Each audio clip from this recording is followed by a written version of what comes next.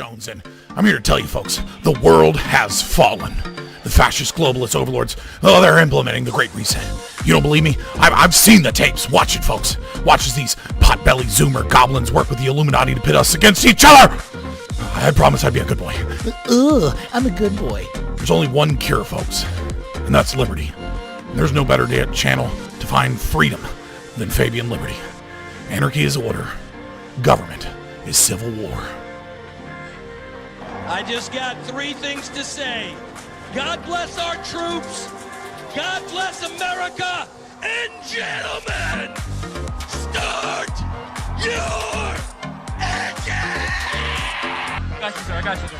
Let me get my shoes. Hold on, you're ready. Bloody. So we gotta move to the front.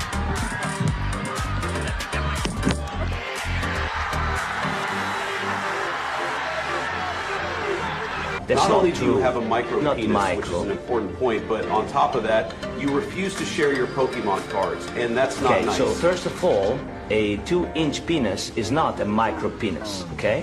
And for your second point, my Pokemon cards are all mine, and I don't have to share them if I don't want them. I work super hard together, and they're really special to me. So I'll keep them. You don't understand. You can't continue to play with us if you refuse to share your Not fair. I'm Ukrainian, and this is my bridge. I'm Ukrainian, and this is my gas station. I'm Ukrainian, and this is my school. 2 seconds earlier.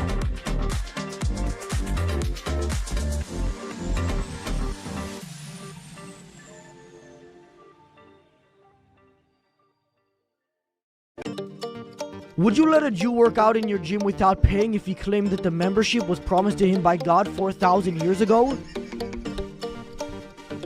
No. Bro, you are fucking... That's a good question. Yo, you're fucking funny. No, I mean, everyone pays. What if he tried bombing you for that? Bro, I mean, that would be like some crazy crime. Some acted, I don't even know, there, I don't know. Are you taking a political stance right now? It's found in my house. And that's called a bird grasshopper. I'm gonna eat him. He's not been transparent. I mean, there may be... They are making routine announcements about the things they are finding, and they are inviting questions about the things they are finding every single day. But by definition, he's not being transparent. They're not providing data for the things that they say they have found evidence of. They just aren't. The White House has provided... You can make announcements, and you also did admit that he actually... So you just don't believe it. I mean, they are providing information. You just choose not to believe that it's true. We're seeing about 13 months for these brain and spine MRIs. Cool. Canada, where healthcare is free, but only if you can afford to wait. Step 10, states must publish their own map and allow internal challenges to their own map. So the government has published a map. They have invited the states to challenge the map. Then states have submitted initial proposals, and they then have to publish their own map and allow challenges. Wait, who's challenging it within the state? Well, organized interest groups, environmental groups, like I don't know who specifically, but literally anybody. This is, right. I want to say something because it's very important I say this. This is the Biden administration's process for its own bill. They wanted this to happen. This is how liberal government works now. This is something they instituted for this bill. For their bill. This is a bill passed by Democrats with a regulatory structure written by Democratic administration. Okay. Right. Step 11. Ideological subversion is the slow process which we call either ideological subversion or active measures, активные мероприятия in the language of the KGB, or psychological warfare. What it basically means is to change the perception of reality of every American to such an extent that despite of the abundance of information, no one is able to come to sensible conclusions in the interests of defending themselves, their families, their community, and their country. For our most tricky disagreements, seeking the truth and seeking to convince others of the truth might not be the right place to start. In fact, our reverence for the truth might be a distraction that's getting in the way of finding common ground and getting things done. Free fries when you get vaccinated? I got vaccinated. You're saying I could get this? These delicious fries? Wait a minute. But there's also a burger element to this? Let me check with Bill Neathart. Is it too early in the day to eat a burger? No. This could be breakfast? Okay.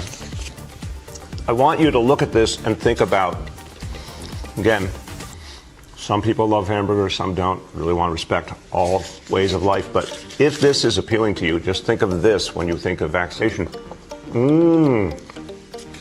Vaccination. I'm getting a very good feeling about vaccination right this moment. Thank you. When I win, I will immediately bring prices down starting on day one. Men to woman, or woman to men. Man to woman. From penis to vagina. In the shower, on a walk, the Dylan hour. Feeling sweet, feeling sour. I feel nothing. The Dylan hour.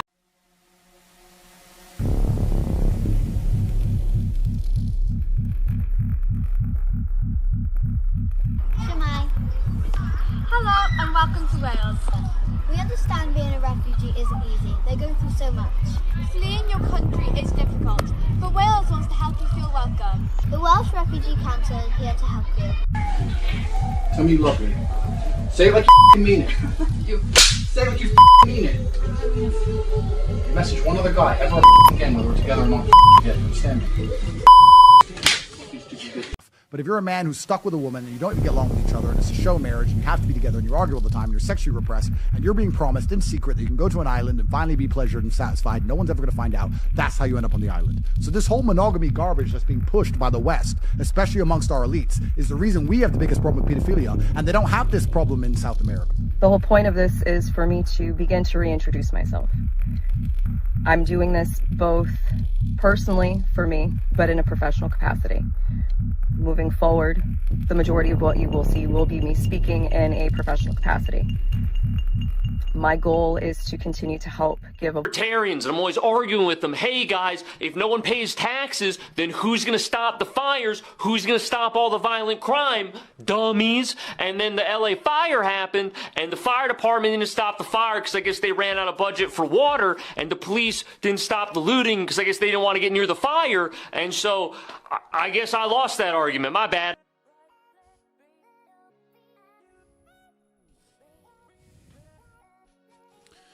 Please link me that last clip.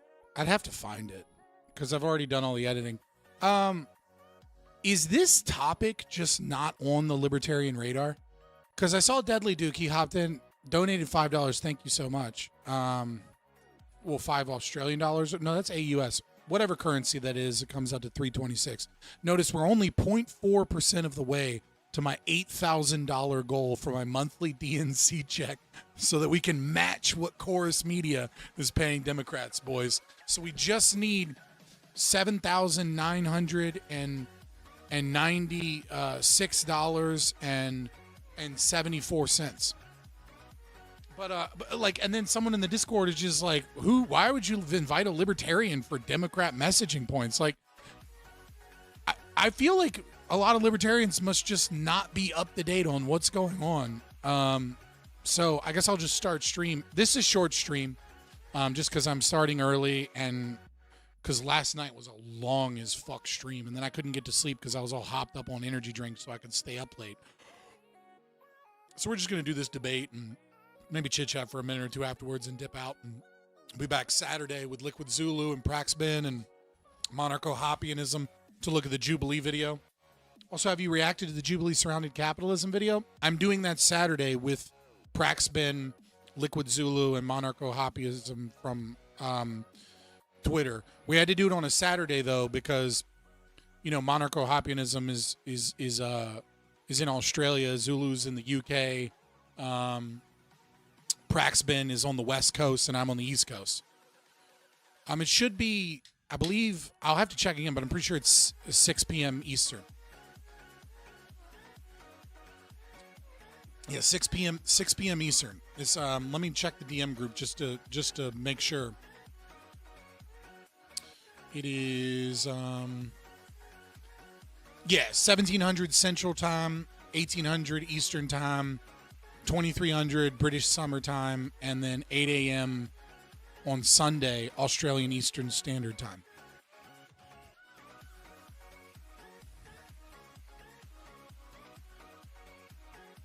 But yeah, this seems like maybe this is just isn't on you guys' radar, this Chorus Media thing. Because someone in the Discord was like, why are you even doing this? And then obviously somebody donated five of whatever their currency is. I have to check again. I don't know what the currency is. Who cares? $3.26. It's cool. I appreciate you, Deadly Duke. I do. Especially if you're not even interested in the topic and you're gonna give me money anyways, that's awesome. You know what I mean? Like, also, let it be known, maybe not do this again. But too long didn't read. Taylor Lorenz did a hit piece on investigative journalism. They're calling it a hit piece. Doesn't really look much like a hit piece to me. It just looks like investigative journalism. That showcased that 1630 Fund was working in coalition with this group, Chorus. There's a couple different names. Chorus Media is one of them. Chorus Incubator program is is another section of it, right? Basically, David Pakman, a bunch of other random people like this American Girl doll influencer, politics girl, Lauren P, who's works for Occupy Democrats and was on Playboy. Basically, Olivia Juliana, remember that fat chick that was all about I'm going to help men because I understand men. And we were like, where did this bitch come from? And why does she have why does her streamer setup absolutely suck? And it shows that she doesn't have any peripheries. She's got giant sausage fingers and a little baby shitty keyboard. What's going on? This person looks so inauthentic. Well, all those people are getting paid $8,000 or up to $8,000 a month, which is the cheeky donation goal. I obviously don't expect to make $8,000 tonight. That'd be dope. Right, and so they were all getting money, and then they were getting money to produce content that they were already producing that they get to keep all the money from. I mean, it's just one of many groups of dark money where the DNC is trying to push, centrist, liberal, with a touch of progressive candidates and podcasts to have the Joe Rogan of the left and to try and, overshadow progressives and leftists so that they can gain control of the DNC again. And they're spending billions, probably. I mean, 1630 Fund raised $141 million in 2018, $400 million in 2020, $196 million in 2022. And that's the group that's kind of in charge of them. And Media, Mind the Gap, that's $45 million project that's going on. Project Bullhorn, that's $35 million. Double Tap Democracy, that's $30 million. Channel Zero, we don't know. Project Echo, $52 million. There's a retarded amount, hundreds of millions, maybe even billions of dollars in dark money that is going to buy bots, give interviews to, give entertainment, and control the speech of large progressives so that the alternative media can be leftist progressive but nicely liberal media bought and paid for. How often will I do Heroes of Capitalism streams? Dude, they take a lot of work. So if people enjoy it, maybe every other month kind of thing. Because I'm a streamer. I have a couple of moderators. That's it. I don't have an editor. I don't have anybody that makes my shorts. I make all that. I do everything myself. Everything I do. Every thumbnail, that's me. Every time I have to go through copyright strikes, that's me. So on top of all the shit I'm doing in my life, everything is me. So yeah, they take a lot of time off camera researching, learning, making sure I can answer questions so I don't seem like an idiot. You know what I mean? Stuff like that. Where's the dark money from the Libertarian right? Money laundering through the Libertarian Party from Angela McArdle so that they can be funneled over to people like RFK's campaign and Trump. Oh, shit. Allegedly. I don't fucking know if it's true or not. I just know that they fucking haven't answered for a lot of questions on. What did Counterpoint say that he, Pisco, and Wicks and others cannot give the names of the people who were at the DC meeting on threat of having the people in their access and careers? Yeah, I mean, all of these groups have NDAs and they control your messaging. And then, dude, the most hilarious thing I saw today is I was trying to research and learn more about this so I could be prepared for the debate, because I'm ready for a whole bunch of whataboutisms and nitpicks on like what is or isn't true, and a bunch of bullshit left-wing people trying to excuse it to a certain degree, even though they're the exact same fucking people that, you know, were attacking, you know, Elon Musk for injecting 288 million into the election. And like, one of the things they were talking about was like, oh, well, this is all about Israel Palestine and the Jewish donors, and the Jewish donors don't want, you know, they don't want the Democrats, you know, supporting Palestine. And I was like, yeah, that sounds like cope. Like, there's no direct evidence of that, right? Like, that just sounds like some shit you made up. And then I saw this clip, and this clip, the first time I watched it, I just started laughing in my chair. Oh, that's not the right screen. I was like, that sounds like bullshit. And then here's David Pakman today. Some creators in the first 48 hours took the Wired story and expanded it with even more outrageous claims, suggesting that it's AIPAC or IPAC. I don't even know how it's pronounced. IPAC, that is funding this show or other creators. Of course, not true. That the DNC is involved, not true. AIPAC or IPAC. I don't even know how to say it. I'm just a political commentator for like the last decade that talks about politics every single solitary day. What is AIPAC? Never heard of it. Who even know? AIPAC, IPAC? Who knows? I don't know. How could I know? I'm so not funded by AIPAC. I don't even know how to say it. I saw that clip and I was like, maybe they're onto something. Maybe that's exactly what the fuck. Well, that's 110% true.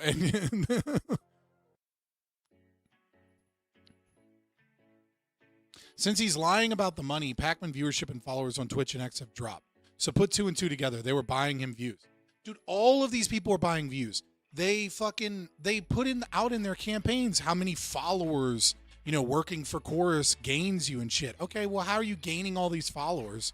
By what? Getting a couple of shitty interviews that you probably could have gotten on your own, but now they're trying to gatekeep politicians and government officials and, you know, corporate leaders and things behind these management firms that have, you know, have input and control by the Democratic establishment and the donor class. You know, how are you getting views? You're getting views because you join this group and then you get view potted.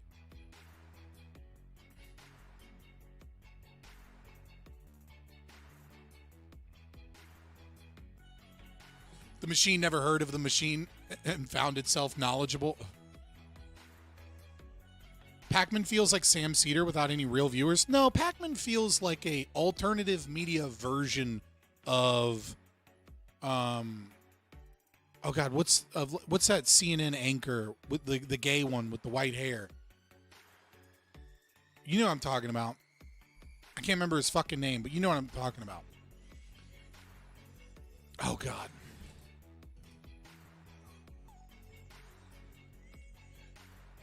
Yeah, Anderson Cooper.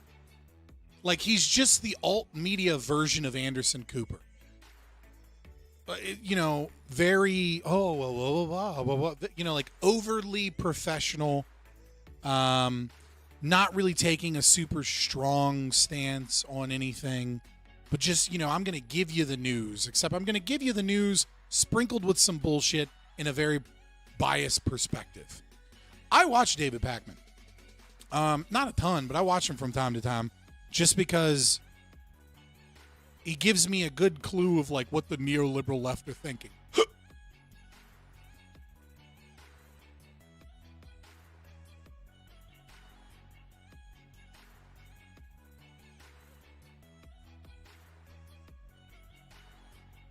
But yeah, I'm excited.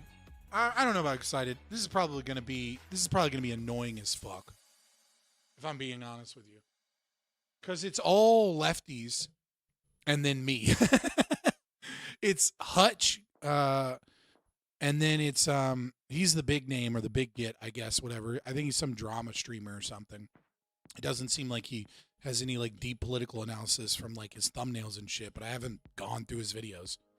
Yeah. So progressive victory guy. And then Prime Kai's, obviously Wick is moderating. Some Dickers TV, which is like an anti DGG orbiter guy. Some other person I've never heard of. I think that's it, right? So it's all just like progressives, Twitch progressives, and then me. It's gonna be fun. This is my TV reality TV. Yeah, fair enough. I always felt like they were never organic because their thumbnails are trash and they're way too connected to be organic. This confirms it. Yeah, I mean, like you have hundreds of millions of dollars pumped into paying content creators to make their content they're already making. The idea that that's not a problem is wild.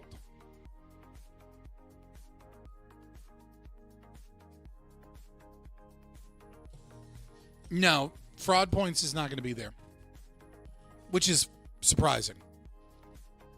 It's probably because I'm there. I'm pretty sure Connor doesn't want to deal with me anymore because he knows he's just, especially on this topic, he's just going to get flamed by me. Somebody just joined the Discord named John Smith, and I don't fucking trust that name. Like John Smith, John Hancock, you know, that sounds like somebody that'll do something crazy in the Discord. Hey, that's me? Oh, dude even has a logo on. You told me to DM you last night? Did I? I was tired. I started getting wonky late at night last night. Welcome to the Discord, brother. It's just such a generic name. I'm a graphic designer. I made my own monogram. Oh, that's dope. Oh, I appreciate it. Yeah, no, the monogram is almost like a... it's almost like it's reminding me of... you know that scene in American Psycho where like he whips out his business card and then the other guy has another business card that's a little bit better and he just starts losing it? Like internally, he's just like ready to murder. It's kind of like that's the, I don't know why, but that's the vibe I got when I saw your logo.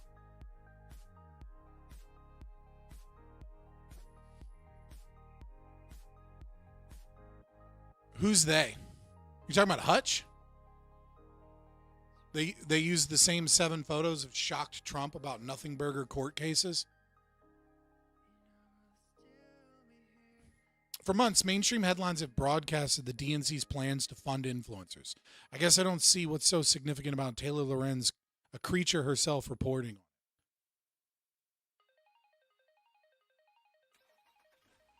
I think maybe my libertarian audience is so black-pilled that like you kind of we already understood this was happening without like some need for like proof of how the game works, because we have an understanding of how corporations, socialist billionaires, the legacy media and the government kind of all work and collude together, right? So I mean, like, it's probably like to us is like, yeah, duh, of course it works that way. But this is an opportunity to proselytize those ideas to the normies that don't get it, and to have a debate with people that are going to try and equivocate and run away from these things. You know what I mean?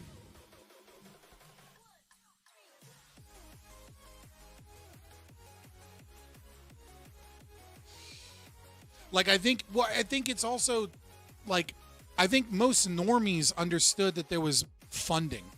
What I think the normies are kind of breaking on, and what Taylor Lorenz is pointing out, is how this controls speech. Like talking about the non-disclosure agreements and like the bi-monthly team messaging so that we have the same messaging, the demand in their contract that they forward every single interview and every single talk with government officials or politicians or big corporate leaders to them so that they can approve, the idea that they have the right whenever it's a Chorus Media hosted event or program, that they have the right to destroy that tape and to demand that tape be given to them and not be publicized.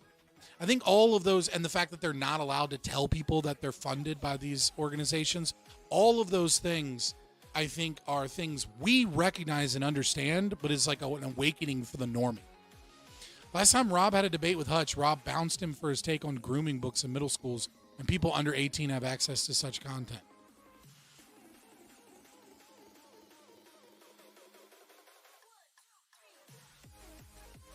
We all know the streamers were getting the marching orders directly from the Harris campaign, yet none of them were given access to her, which is ironic. Yeah, I mean, like, the same guy that was coordinating that is starting Channel Zero, which is going to be another for-profit,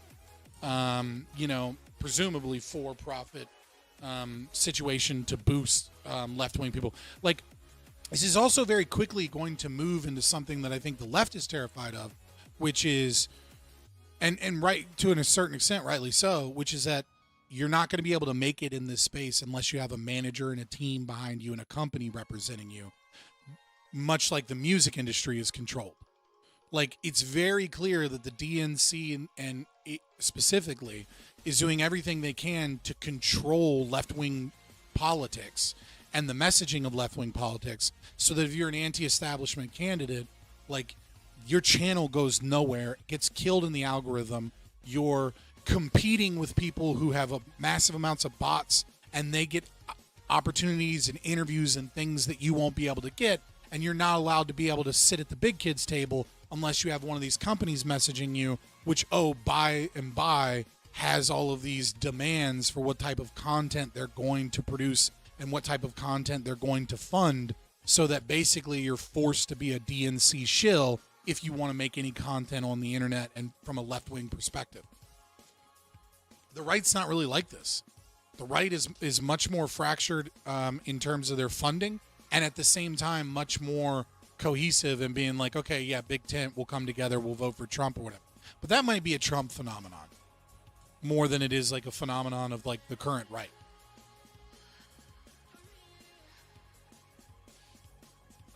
Oh, plenty of people know about George Soros, but your average person thinks that, like, if you're talking to normies that aren't, like, friends with a bunch of libertarians and shit, your average person just thinks that George Soros is, like, a dude who maybe does some shady business a little bit or something, but is, like, the boogeyman of the right-wing conspiracy theorist that thinks that he has his money and all this government and stuff like that, when really he's just a successful investor and businessman who occasionally spends money on elections because, like, he's a good, because, like, he pays based off of his left-wing values. That's what the normal person thinks George Soros is. When you say that, like, George Soros is buying DAs, they're like, yeah, sure, he donates some money to causes that he believes in. They don't understand that he sets up NGOs so that he can make a profit off of taxpayer funds and other donations from people that want to influence politics towards their own corporate interests. Like, they don't understand how that game works at all. To them, he's just a dude that donates money because he's got a bunch of money and he's a successful businessman. Pretty sure Vaush said that the Harris campaign approached him. Then they probably found out about the horse porn and they were like, all right, never mind. What did you think of Nigel Farage in Congress? I didn't watch it. No, when I brought up his name, they asked, who the hell's that? Shadow Warden, correct me if I'm wrong, but aren't you like Gen X or something? Or millennial? Poval is a Gen Zer. Maybe I'm wrong, Shadow Warden, and you're not, but I'm pretty sure you're older. That might just be a difference of, like, a generational difference. Like, Gen Z people are a lot more aware of shit like this. Right? Like, the Gen Z grew up with the internet? 96? Okay, so you're a millennial. So maybe. But I do think like the younger generation, the Gen, like you're right on the cusp of Gen Z, so maybe.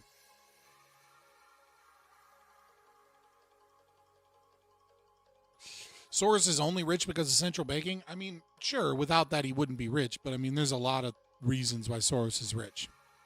Come on, guys, I haven't gotten any, like, share, subscribe. 15 of you here are watching the video and haven't even clicked the like button. You know, we'll get going. We'll have a little bit of fun. For whatever reason, this is like a nothing burger to you guys. I'm kind of shocked. I thought more people would be like, you're going on a WIC panel to argue with a bunch of Democrats about Democrat funding and dark money and how the state works. I thought a bunch of people would be like, fuck yeah, I'm hyped for this. But apparently a bunch of people are like, this is boring. Who knew? Might be the title? I don't know. Like, I mean, it's dark money in politics. I need a whip song like Rob. I'm good. That shit was fucking atrocious. But regardless, still 2 more people came in, so it's still 15 of you here that haven't liked, right? So like, share, subscribe, join the Discord. If you want to help out the channel, then go to the, you know, then you can clip portions of the channel and post it in stream clips. And then I can, you know, eventually when I get around to it, probably work on it some tomorrow, post some YouTube shorts that helps grow the community, grow the channel, things like that. Appreciate it. And of course, you can always donate money.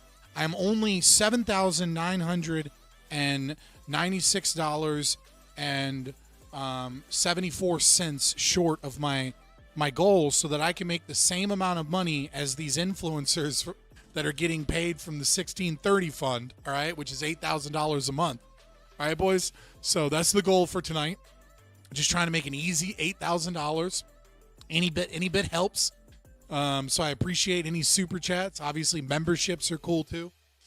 Get some cool little coin emojis and things like that. I appreciate. People my age are so unbelievably right wing. It shocks me. Many people I know are just straight up skeptical of everything the media government tells them. I mean, that part's good. It's just the fascistic bent that's not good.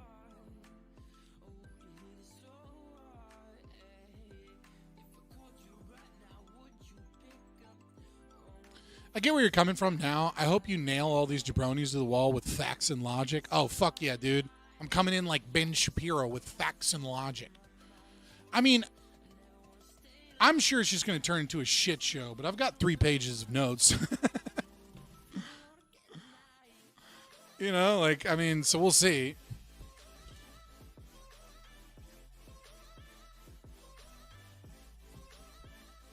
Main cause, though, plus he has information in the State Department to help him know which currency were likely to crash due to its foreign policy. I missed something. Scott destroys liberal snowflake on dark money panel. Yeah, I mean, like, that'd be a cool, like... I hate shit like that. I'm not gonna lie. I fucking hate... Do you know how long it took me to be like, all right, I guess I'll put a donation goal in the corner. Ayn Rand would hate you for the guilt tripping. Ayn Rand would not hate me for asking for money. Only if that money was a sacrifice. You're giving me this money because you believe in my vision. You value the work that I'm doing. Right? You value that I'm going to go destroy these liberal snowflakes with facts and logic, all right? Great stream. What is this fucking name? I appreciate the compliment. What? D3C1MU55. It looks like Deadmau or Deadmouse, right? In some different way. Is that what it's supposed to be? Like, what is it? I can't read it. I need help. I'm too dumb to parse through what's actually going on here. If they talk enough shit tonight, offer them a 1v1 debate at DebateCon. If they say no, you know they're full of shit. I mean, yeah, I gotta get with Grid and like explain what we're doing and shit like that.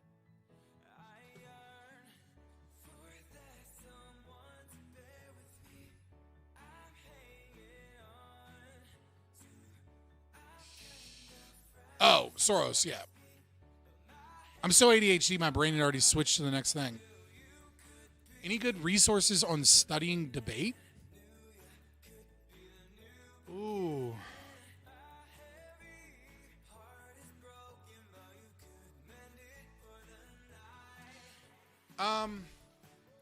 No, there isn't, right?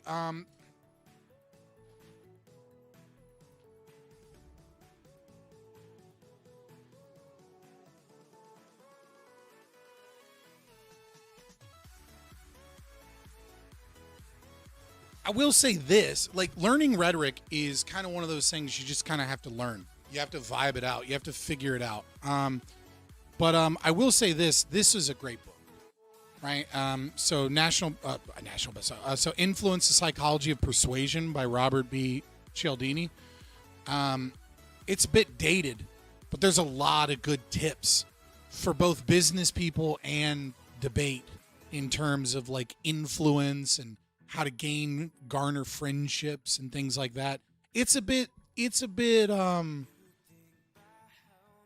narcissistic, right? It's a bit manipulative. But there are good tips in there. But ultimately, I think practice is a good thing. I mean, now, there's a lot of older books on rhetoric, right? And I think learning the rules of rhetoric is probably the right way to go for a lot of like highly logos type A personality libertarians. It's not what I would suggest to the normal person, but for a lot of you guys that are very much like analytically minded, I think learning the rules of rhetoric from like the Greek, right, from the Greek tradition can be really helpful. Whereas I think normal people would struggle with learning how to debate that way, right? So, you know, like knowing like about Plato's tripartite and like pathos, logos, ethos, but then knowing the subcategories of that, right? So like, yeah, like learning about like, okay, what's a good way to establish pathos? One of those is energeia, right? Right, like telling a story, making the person feel like they're in the story. You know what I mean? Like that's like a good pathos position. Understanding how not to break ethos. I mean, like, so I think libertarians could probably learn that, because one of the things that I notice is that libertarians are super heavy on the logos and have this belief that logos is all that matters. And it's like, they're not wrong to a certain extent. I mean, ethos matters to a certain degree because it matters whether or not you believe the person is genuine or what they're saying is even true, or you can trust their sources, etc. Right? But yeah, I mean, everything really does come down to logos. Except when it comes to rhetoric, the exact opposite is true. Everything comes down to pathos, and then logos is just the cherry on top. Like, overwhelmingly, if you're trying to convince an audience, or what the fuck happened to the viewers? We went from 32 to 22 in like a second. Fucking YouTube does not like you fuckers with ad blockers. They get mad. They drop you off real quick. But yeah, so like, you know, what's his name? Oh my God, he worked with fire. He was a professor he was a moral psychologist, Jonathan Haidt. Right, Jonathan Haidt talked about the rider and the elephant, right? And the idea being that, like, if someone emotionally is open to you and wants to listen to you and likes your ideas, they're way, way, way more likely to be convinced by the logic of your argument. And if the opposite is true, the logic of your argument is essentially meaningless. At that point, it's only for the audience.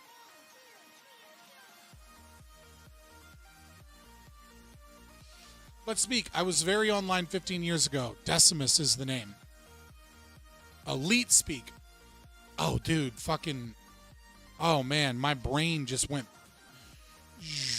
Like I just fucking went so fucking.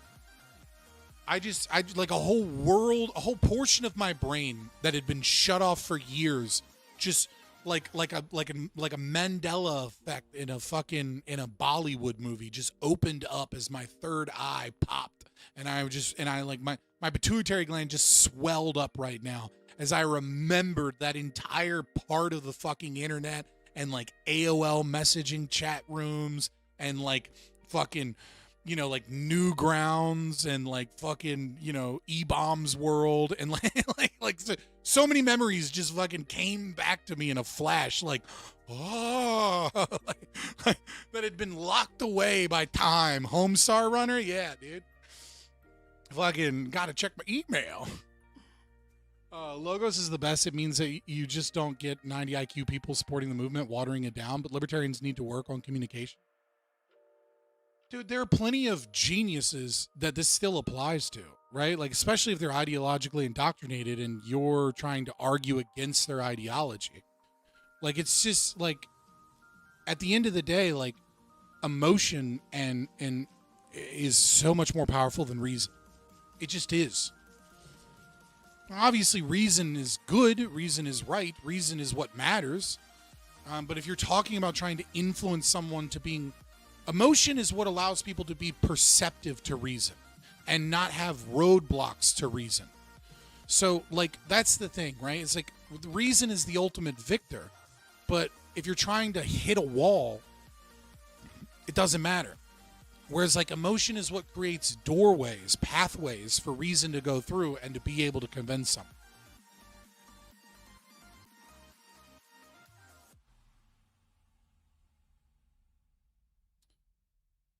IRC and Yahoo chat rooms. I was never a big Yahoo person, but yeah.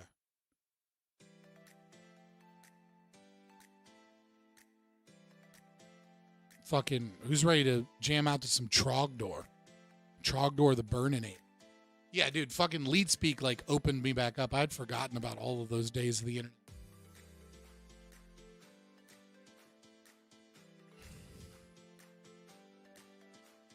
Is he already sending the information? It's 5:42. Relax. I'll be doing this in my Discord in about 20 minutes. Click link, accept rules, jump backstage 5 minutes or so before. Okay. Libertarians are very bad at messaging. Like, no one gets that we want ruthless individualism because it's genuinely more empathetic. That's a kind of a hard concept for people to understand, to be fair. Like, a lot of it kind of goes against natural intuition. Also, can you guys let me know how good Silksong is? Should I buy Silksong? It fucking crashed Steam today. Like Hollow Knight, Silksong. How many players are fucking playing right now?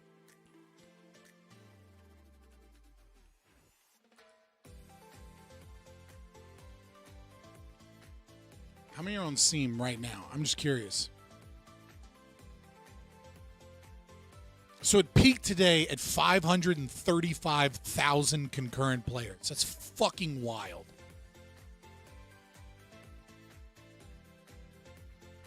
That's such an insane...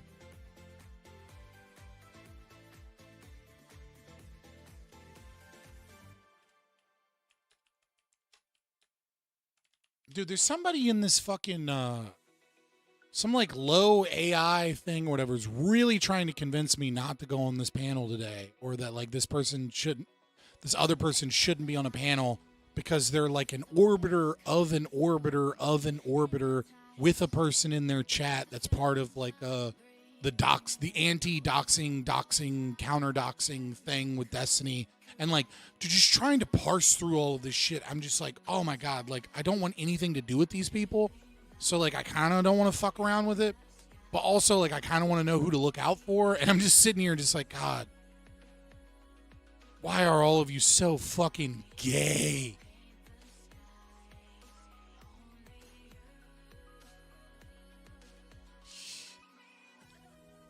I don't think there's an ideology more strawmanned and misunderstood than libertarianism.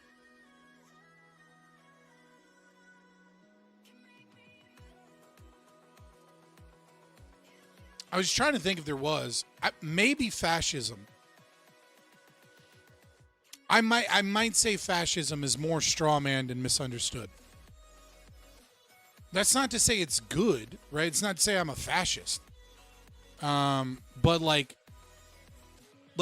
if you try and tell people like fascism is a form of socialism, they lose their shit, right? Yeah, third positionism. I don't know if it's that straw man. I don't think that many people understand third positionism, though. I'll give you that. You know. No, you know what it is? I'll tell you the ideology that's the most misunderstood in strawman. It's satanic accelerationism that, like, inspires school shooters. Like the last trans school shooter that was, like, clearly a satanic accelerationist that had been groomed online. Oh, they're trans. Except they were detrans. Oh, they're a Nazi because, like, they believe so many contradictory things that it's almost impossible to understand them, because understanding it is just psychosis. And then on top of that, it's super strawman because everybody wants to prove that the school shooter or whatever was, like, actually a leftist or actually, like, you know, a MAGA or a right-wing person. Oh, they're a white supremacist. They're on the right. This is the right's problem. Oh, they believe in, like, you know, this trans ideology or this other ideology.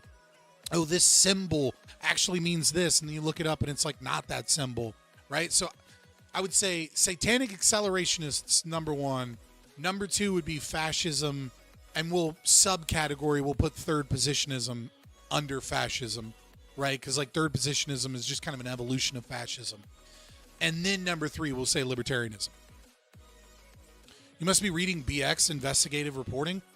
Yeah, dude. I mean, I look at BX for stuff like that because I don't want to do the deep dive. You know what I mean? Like I can't. My brain. I have kids. I can't handle going into the deep dive to try and understand these fucking cults, right? I'll let that schizo lady do it for me, and then when people are like, and then I'll be like, hey, you want to know about this? Go look at BX_on_X. That's BX Bullets X account. BX on X. Yeah, go look at her shit. I don't want to fucking know too much about it. Like, I want to sleep at night. You know what I mean? Like, you know, like I would like, I already have enough problems of sleeping. I don't need to start internalizing satanic accelerationism and, like, the dark shit they do online. I'm good. Racism can't be socialism because it's not good. I know what you meant, but it's kind of funny if you just leave it as racism too. Like, it works both ways. Recently fallen into an anime problem. I see why it's so popular as opposed to new Western works. It just feels like art more than modern Hollywood. Poval, I completely agree with you. And I fell so into the anime rabbit hole that I just read manhwa and manga and manhwa both ways, right? The Chinese and the Korean. I just read that shit now because I watched so many anime that I was like, okay, well, what happens next? And then I go to the comment section or something and it'll be like, you know, there's fucking 200 chapters of manga online already. And I'm like, I guess I'll go read, you know, like I'll go read, you know, this and then I just prefer manhwa at this point.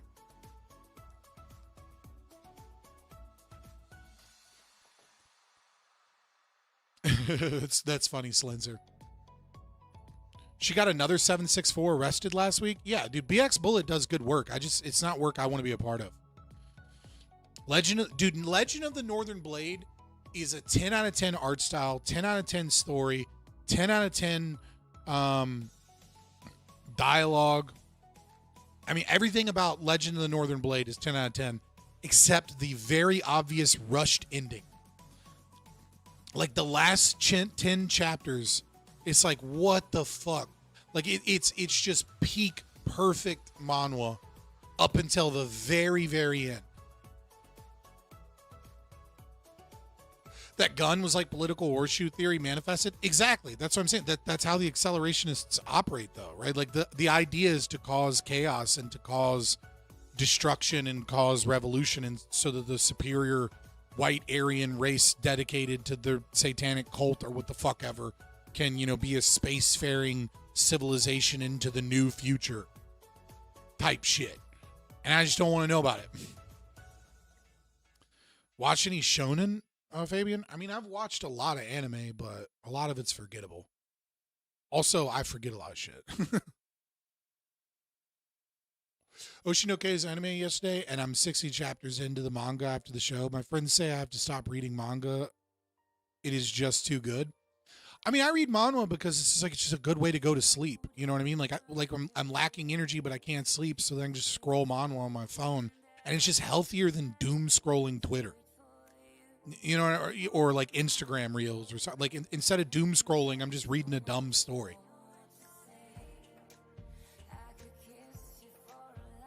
Inner gay equals cool. Inner gayness equals not cool. True. You had me at Space Aryan. That's funny. Yeah, dude, like I go through finishing No Reverie Monday. This last Monday? No, it was Labor Day. It was just a holiday.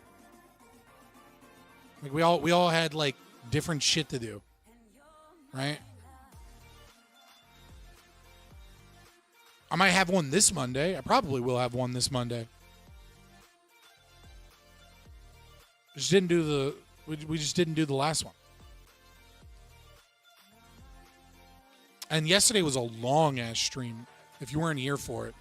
I mean, because I did like a 2-hour kind of intro and fuck England and all that. And then with Rob Noor, I did the Heroes of Capitalism and a whole lot of other stuff. Corey C is so in love with Lactoid? Yeah, maybe. What are space Lemurians? Are they like alien lemurs? Like, what's a Lemurian? Is this a fucking thing that I just don't know about Warhammer or something? Because I don't know that much about it.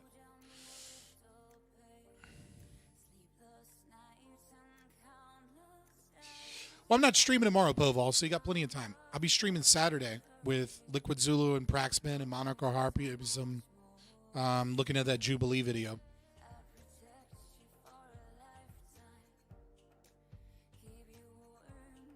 Blavatsky cosmology, if human races. Oh, I don't. Those were words.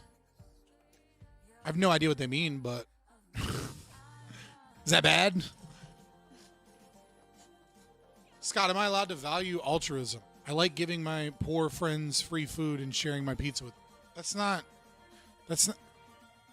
I mean, you can. Valuing altruism is valuing non-value. It's a contradiction.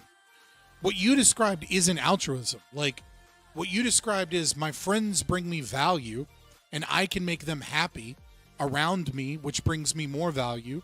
And so it's perfectly fine for me to give something to get something, right? It's no different than you buying a product at the store, is that you're giving your friends pizza because you got it like that and they don't, and they're your friends and you value their company and you value their friendship. And then they in turn give you friendship and they give you psychic profit, right? I mean, if you enjoy the fact that you lost money specifically, if you're getting joy out of losing money and not because you gave it to your friend or because it's your friend's gain, then then that's psychotic. But if you are enjoying, like, oh man, I have it like that, I can do it for my friends like that, and I'm enjoying giving it to them, and it's no big deal for me to lose this because I gain more in return, which is seeing them happy and seeing my friends, right? But that's not altruism. Altruism would be like, I enjoy giving up my money for strangers that could be murderers or psychos, or they could be good people. Like, I enjoy having 20% of my paycheck taken to like go fund the welfare state. Like that would be valuing altruism. Like if you said, I really enjoy that our country has universal basic income and it gives it to anyone, regardless of whether or not they're good people or bad people or whatever. I don't care what they do with the money. I just enjoy having my money taken away because I know it goes to other people that have less than me. That's altruism. That's evil. What's up, Andrew?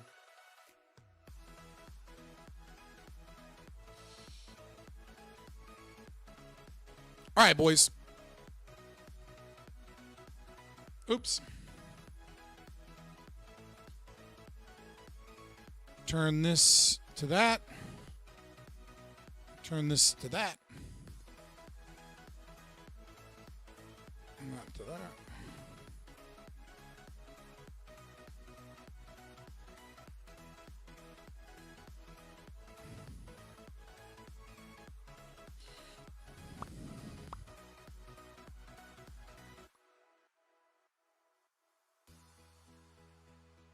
rented houses and like never take care of them and like raise rent pretty predatorily. I think there's a variation of how it works, but I don't think you should have like exclusive public housing for renting. I'll be right back, and then we're gonna hop. Oh, that's cool. So you're not a socialist, you're just like a progressive liberal? Oh, he left.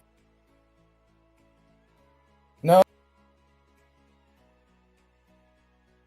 Hello, everyone. I'm gonna use the restroom real quick, but you can hear me? Yeah, you're good. All right, cool. Who are we waiting on? Prime? Yeah, I'm still live right now. Is that right? Do you want me to deafen? I'm mute desktop. You're fine. Now everyone will know this hat isn't glued to my head. Jesus Christ. Okay. Give me 1 second. Let me see where Prime is.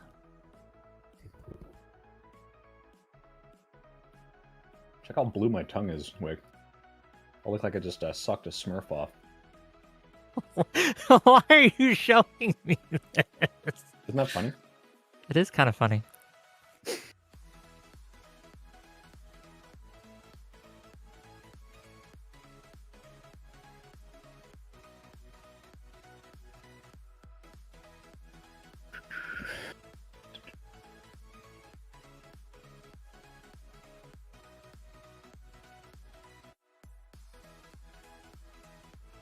Sorry.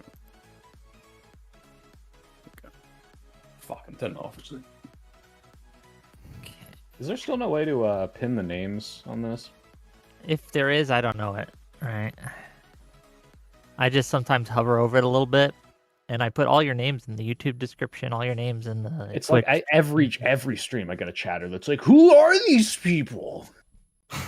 And I'm like, well, if you were first of all able to click backwards in the video to any moment where they all appeared on screen, or read a description, you'd know. But yeah, we'll find out. I mean, you can just leave your mouse there. Move your I mouse do. around You have to have it move. No, because slowly. eventually it has to be stops. Like I need so to you buy. have to What I need to do is I need to like buy one of those things that work from home people were using to like cheat during COVID. You don't even need a macro like, for. You can get a macro for that. You don't need to buy it. You can just Okay, have look, something look, that moves back and forth. Look. This is embarrassing as a person that is a libertarian, right? Because we're all autistic, computer, math, econ-minded people. Okay, but I'm More one of the embarrassing few than being libertarians that came from. No, there's nothing embarrassing about being right.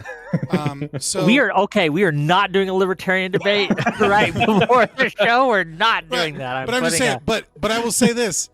I came through I was a commie, and like I came through like social issues, and like I went to college and like grad school for like, psychology and counseling. And so when it comes to computer shit, I am so fucking boomer. Like I can build my own computer. I can do normie shit, right? But like when it comes to you can make this macro, or there's like, dude, why aren't you on Linux? I'm like, because Linux terrifies me. No. Like, I'm not telling you to make a macro. I'm saying you can download like an exe macro that's probably not a virus in like 10 seconds. That'll just move your mouse like ever so slightly.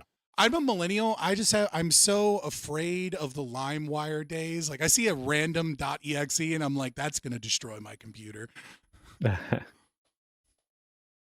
No, just me. All right. Wick knows what I'm talking about. Oh, I'm very aware. Speaking of the I devil. don't know how to use this this computer. Okay. I'm gonna get some water and then I'll be ready. Sorry. Yeah, we still got like a minute, so. Hey, apologies, Wick. I was just wrapping up that of the stream. How'd it go? Oh, it went well. It went well, I think. Good. I'll go. I'm gonna go to the bathroom. And I'm also gonna get some water, but I'll be right back. Okay? Yeah.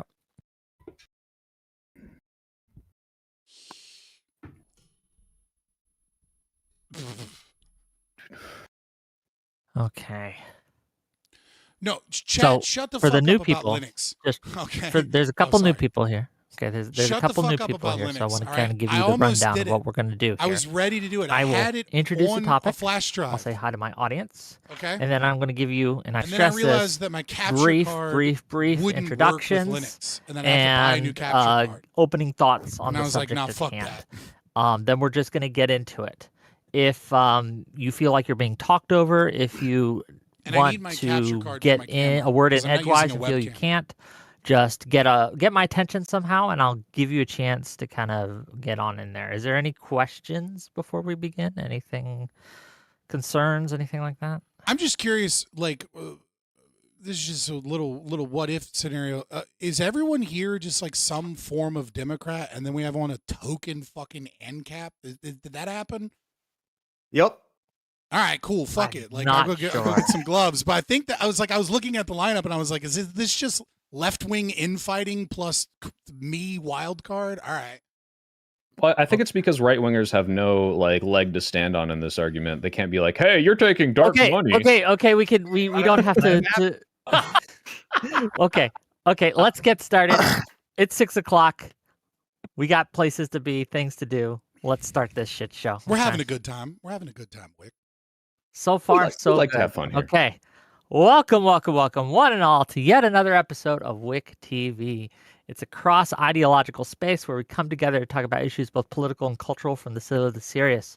Recently, an article was published in Wired by Taylor Lorenz, accusing a group by Brian Tyler Cohen called Chorus from taking dark money.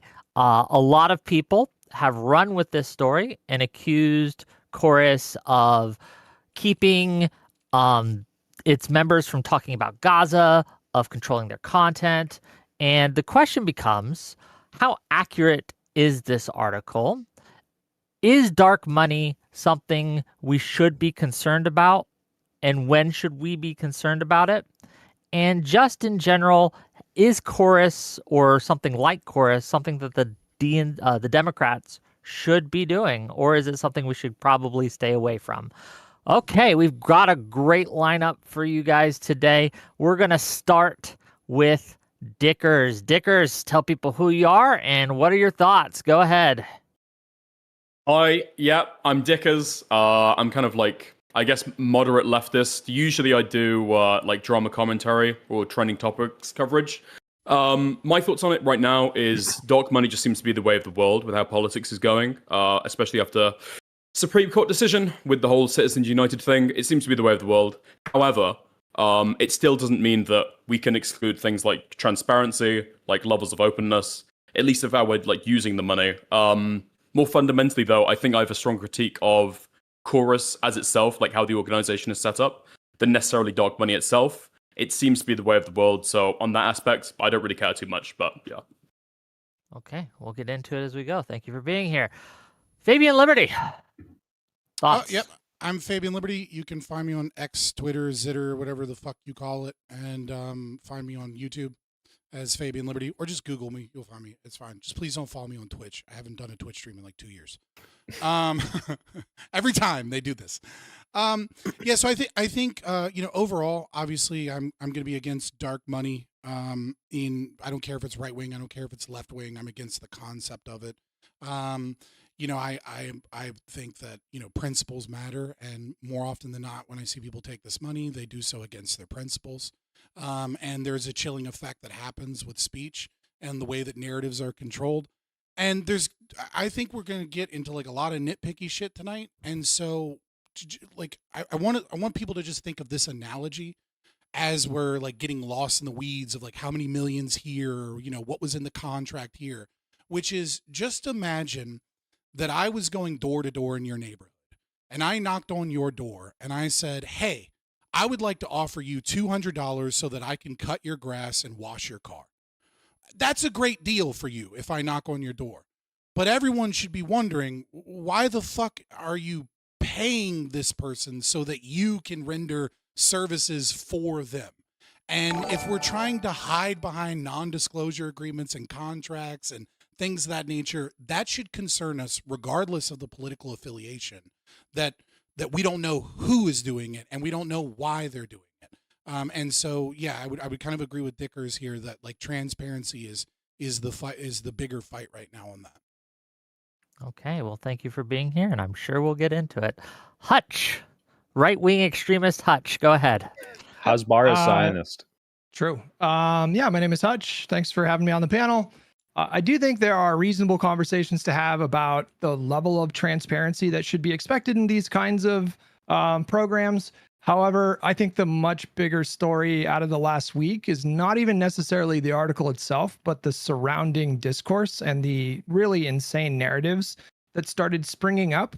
And I think, unfortunately, this article was used as sort of like a proxy war that is a part of a much larger dynamic going on right now, which is that you have this leftist media ecosystem that is very, very bloodthirsty right now. They feel emboldened for a number of reasons, and I think they just want to destroy anyone that doesn't fit their exact mold. And so that's more what I'm interested in talking about today. But yeah, I'm sure we will get into it. Thank you for being here.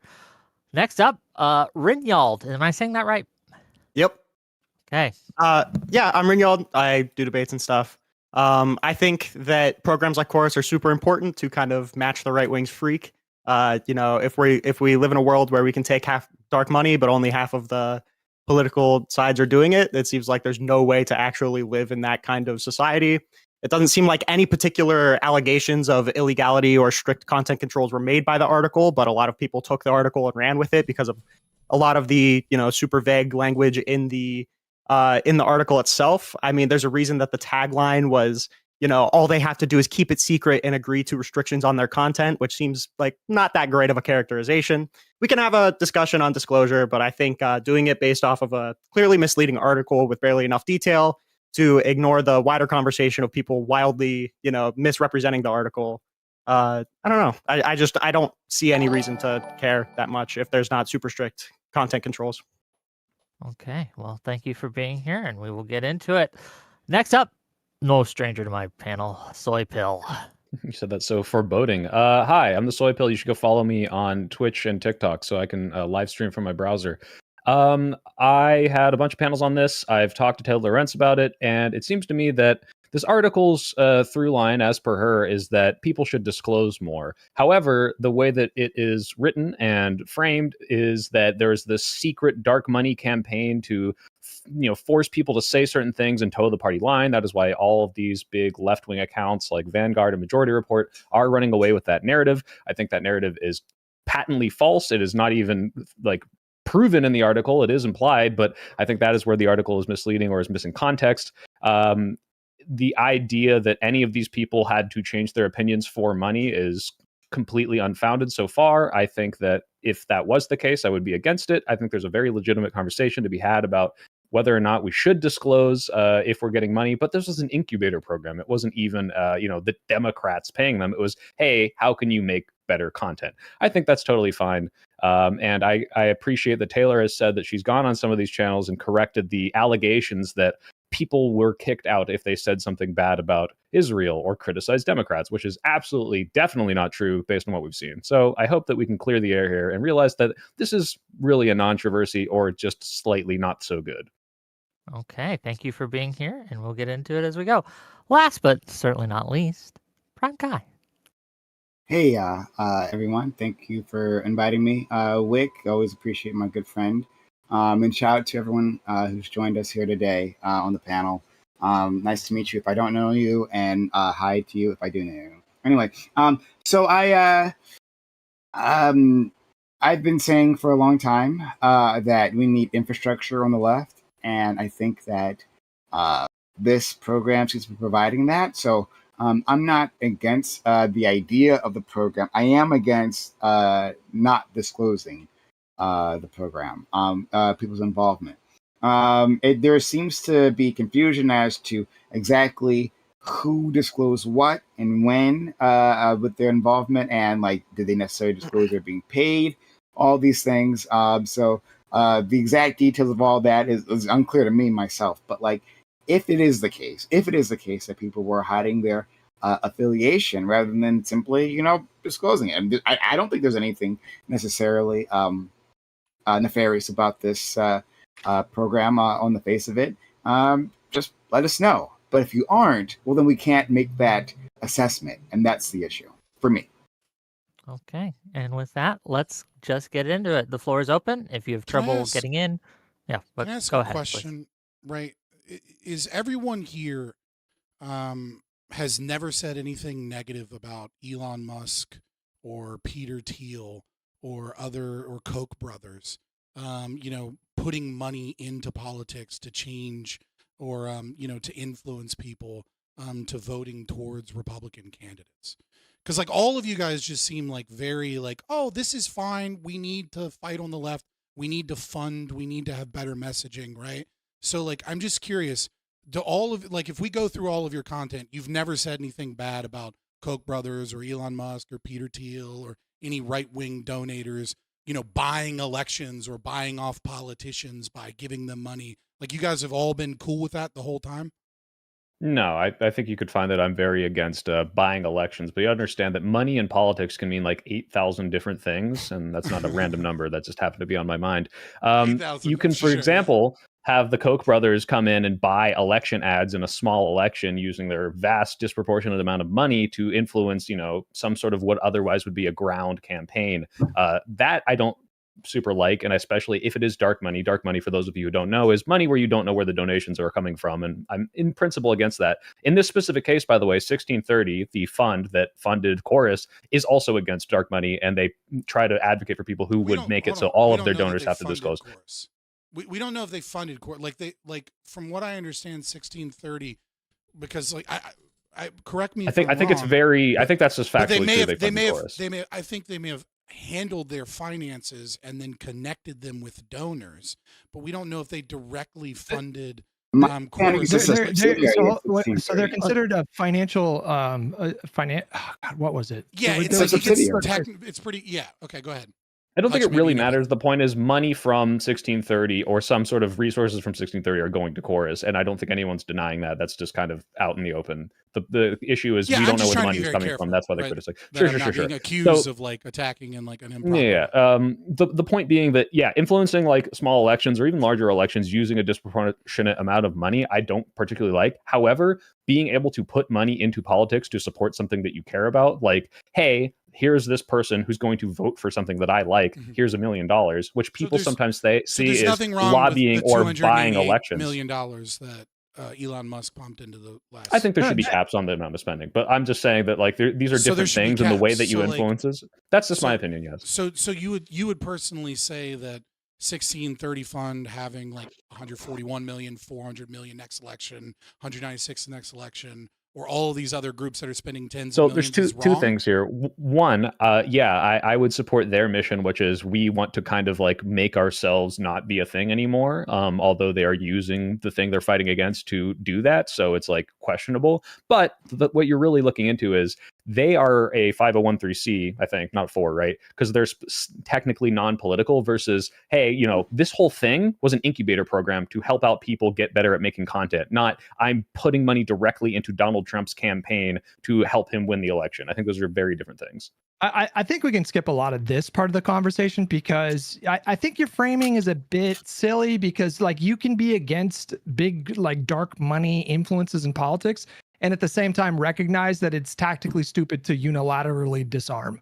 So like there's nothing incompatible about Democrats saying ideally we wouldn't have this type of money influencing politics, and at the same time recognizing that if Charlie Kirk's going to take in $80 million for TPUSA, like us just standing on virtue or principle and cutting ourselves off from that kind of funding, there's just no tactical way that you could really defend that. So I feel the same way, Hutch, about it that I do about principles or any moral beliefs that you stand by.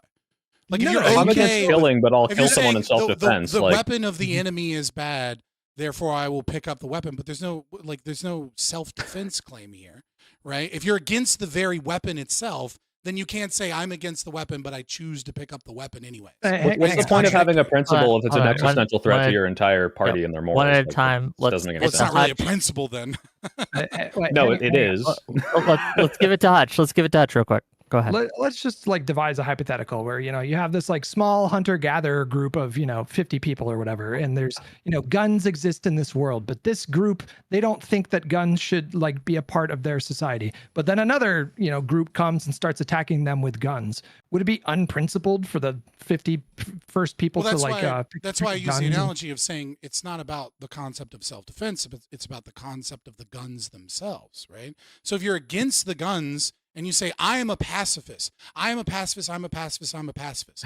And then you get attacked and then you go, actually, I'm not really a pacifist. Let me grab the guns, right? Like, Fabian, would you eat a human being? Would I eat a human being? I mean, yeah, would you eat a human being? Yeah, sure. Oh, wait. So it's not a principle that you wouldn't eat a human being. I never said that I had a principle that I wouldn't eat a human being. Like, so you would eat a human being. Well, isn't it implied that everybody else? Dead? Okay. Like, do you think? Yeah. Isn't it implied so that maybe there are like principle... extenuating circumstances to perhaps go against what would normally be your principles, because otherwise you would die, or something would be so threatened that it wouldn't matter that you held to your principle. Do you realize that's like a very easy concept to understand? So when I'm pointing out what I believe is a likely, because I'm not intimately familiar with everyone on this panel's content, right? That's why I'm kind of like bringing it open to you. But when I'm pointing out what I would say is a perceived likely contradiction, if you have issue with like right-wing influencers or right-wing people having transparent donations that are publicly known and available, right? So we're taking out the transparency issue here.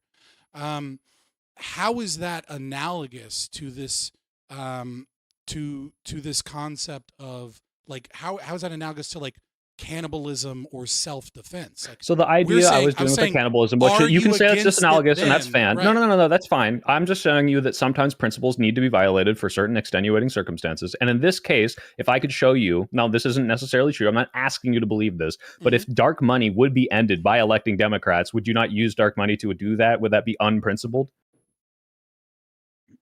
I mean, if your number one thing is I won't use dark money bad. Well, that's no one's number one thing is I won't use dark money in the Democratic Party. That's a principle.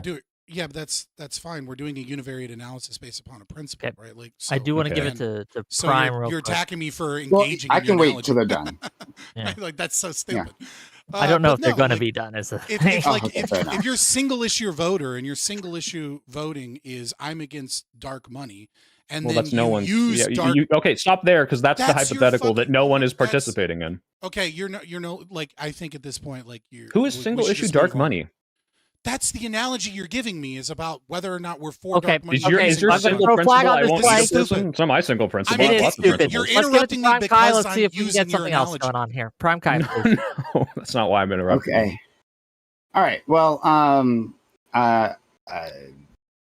familiar with Scott. And I know how he rolls, and how he said multiple times that he wouldn't steal $1 to save the world or something like that. Yeah.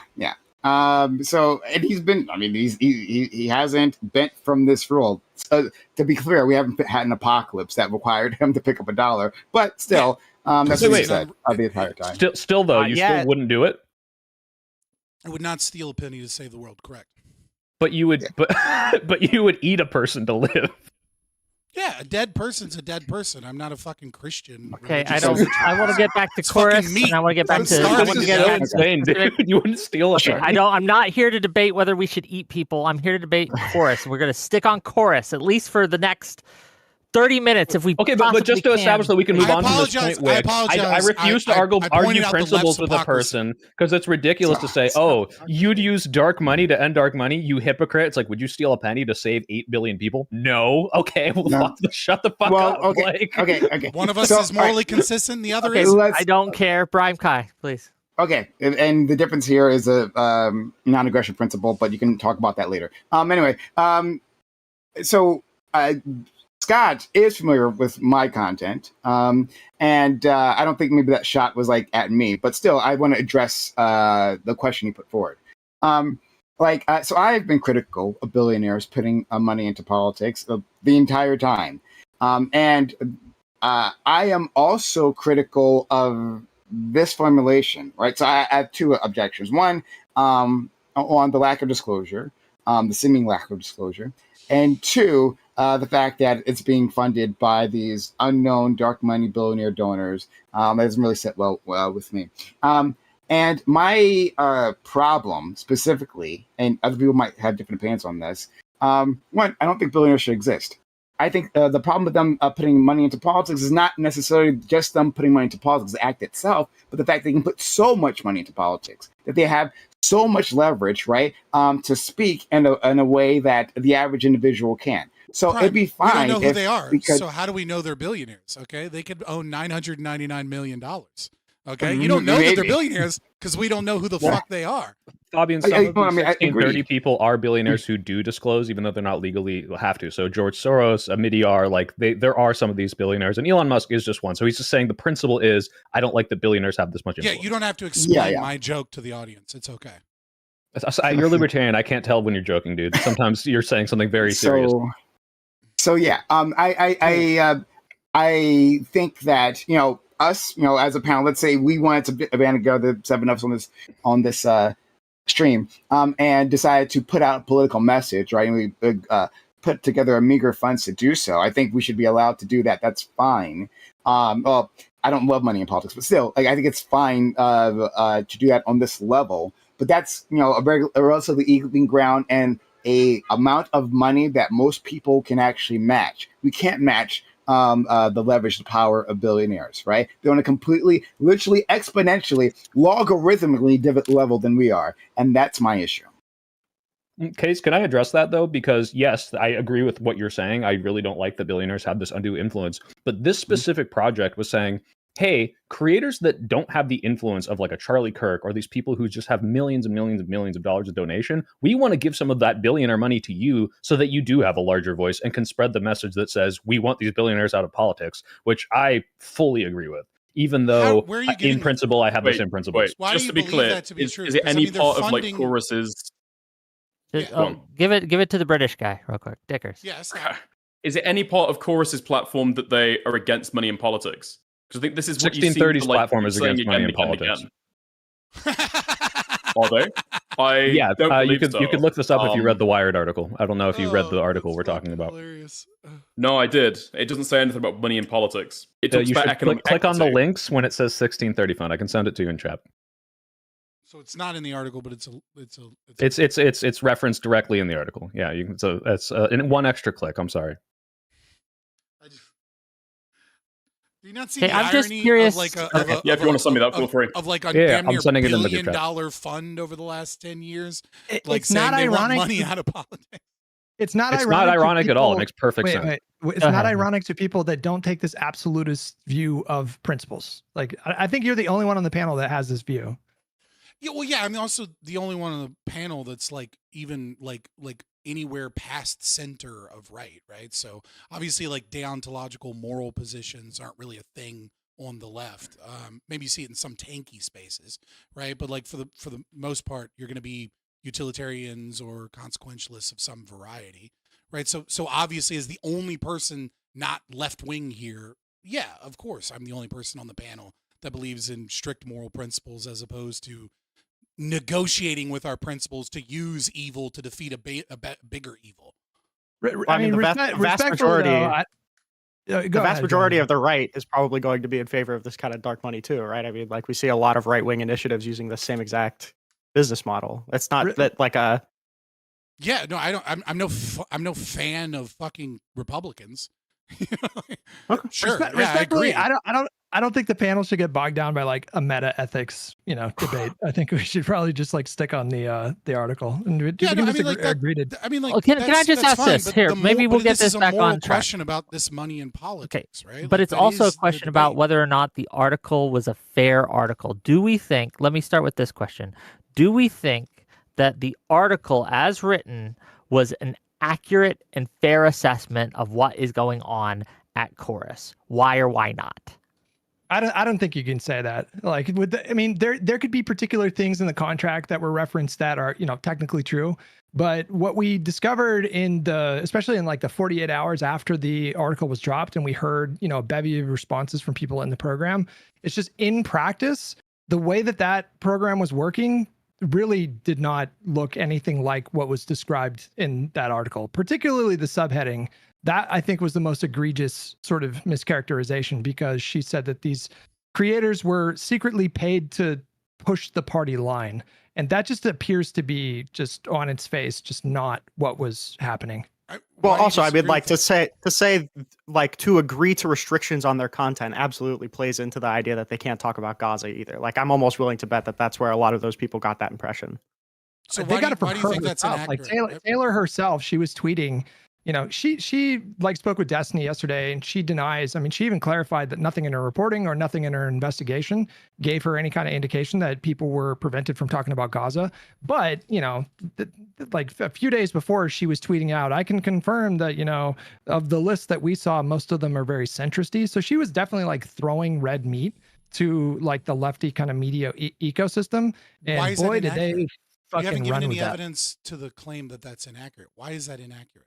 Because there What were do you- creators I think in they're the pushing it- cohort making videos criticizing Israel and criticizing the Democratic Party. I think it's a matter of framing and not so much a matter of like particular facts that were misrepresented. It's more so like the framing of it or the lack of detail that's given in certain areas. Okay, maybe so like my read, right? And maybe you guys can then, so I'm not trying to get you to prove a negative, right? Like my read of it is when you are supporting people by giving them some level of funds, right? If we want to talk specifically about the Incubator program, where they're getting like somewhere between $250 and $8K, right, a month. Like if you're giving people money, and you're giving them presumed opportunities, and you're saying we're going to give you access, we're going to give you funds so that you can have a bigger platform and do more things. We're going to connect you with other people, and also we want you to sign this contract that says you're not really supposed to talk about it. And also you're supposed to, you know, coordinate messaging twice a month, or at least get trained in like the Democrats' messaging, right? Twice a month. No. That's not what it was. Yeah. Okay, then That's not what her article said. She even clarified that the DNC had nothing to do with this. So Yeah, so the check-ins that you're I'm not referencing, saying literally the DNC. I'm talking about so the program. the check-ins that you're referencing are check-ins as the program that is supporting these people, right? That is obviously has a message of their own, even if it's not direct party line, perfect messaging that the DNC wrote for them word for word, right? This is a program that is funded by neoliberals, you know, centrist left, you know, billionaires, because there's not leftist billionaires. They don't fucking exist, right? And so, yeah, right? And so you have that absolutely do, by the way. messaging. Sure. There are, I don't know. Well, it's a contradiction of right. Like, Yeah, it's a I think they're liberal contradiction in of billionaires, itself. but not Sure, leftist sure, billionaires. We're talking about liberals, Okay, sure. Stakeholder capitalism, corporatist, socialist, neoliberal, whatever fucking term you want to use, right? But these are center-left portion of the party. Maybe they have some progressive values on like healthcare or some shit. But we're talking about like leftist. If you have all of those things and you know that, okay, this is the messaging that my program that's paying me and giving me opportunities and I'm not supposed to talk about is putting out, how is that not having a chilling effect on speech? How is that not what they're paying for, which is to control the narrative? Because there's no indication that this was happening. Like wait, Hutch, wait,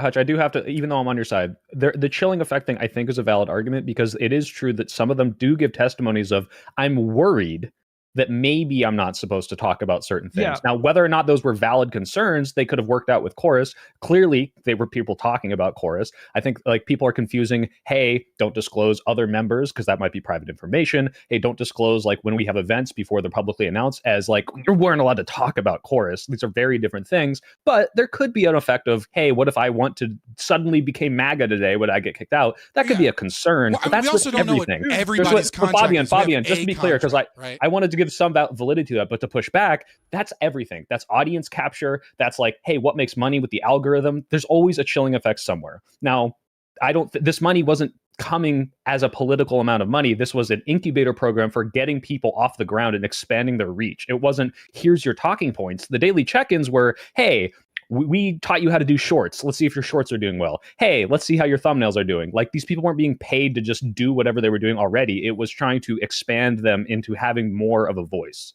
To be clear, That's not an argument. Check-ins were though, right? Hutch and then Dickers. Hutch and then Dickers. That's what It's not addressing the argument, but okay. To be clear, I was going to get there on my own. Have more faith in your pod, brother. I'm sorry. It's fair to have that kind of thought, right? Because as soon as you hear that some creator is being paid by some source that is involved in politics, that's of course going to be the first question that pops into your mind. However, what became abundantly clear, again, in the couple days or subsequent week after this reporting, is that this was not happening in any kind of material sense. there's no actual evidence of this happening. There are 90 people in the program. Don't you think that at least one of them would have gone on background with Taylor to tell her, like, yeah, I wanted to talk about this thing, and then they pushed back and they told me not to run the story or whatever. You're saying this isn't happening, but you're not addressing the argument that I made. What you're doing is you're bringing in outside factors of what you saw on Twitter, so that you can defeat that straw man that has nothing to do with the argument that I'm making. The argument that I'm making is that when you are picked and you are chosen to be a part of a program that is giving they're you going all to of pick these people who align with their. and They're giving- going to be picked with people who align with their policy goals, of course. Yeah, I never made that claim that like they're forcing this type of speech on people. But there's a difference between that and quote unquote pushing the party line. That's what was the big mischaracterization here. Like That's not mischaracterization, though, right? Mischaracterization. Yeah, because you admit that they have picked No, of people course with a it is. particular ideological bent. But if that ideological bend ranges from I will suck Joe Biden's dick to I hate Joe Biden, how is that? Okay, so what I'm saying is if you're taking contention with the fact that they're not allowed to talk about something that, for example, if they're like take an anti-abortion stance, they're going to get kicked out. That's not what that's alleging. These are Democratic influencers. They do already push the Democratic Party line. Okay, and now what is the Democratic Party line, Dickers, if they're allowed to criticize Democrats? Wait, not just criticize. Nothing to do with the Democratic Party line. Not just in terms of policy criticize. points that they advocate for. Is it the Democratic Party line to criticize the party? With disagreeing with Democratic Party talking points. It's not the DNC party line to criticize the party. There's a lot of people here. Let's give it to Hutch to respond, and then we can let Dickers respond back if he wants, and then we'll get some other people in here. Go ahead. There was one of the creators, and it's kind of a small sample size that we know of right now. I think it's like 12 or 13 or something like that out of 90, right? And out of that, like 12 or 13, three or four of them were pretty outspoken about Gaza. In fact, one of them took it to the extreme of accusing Pete Buttigieg and the Democratic Party writ large of being complicit in a genocide. If that person was not only in the program, but featured in a picture on the webpage, I think that annihilates the idea that this, secretive dark money group was picking people to like gas up the Democrats.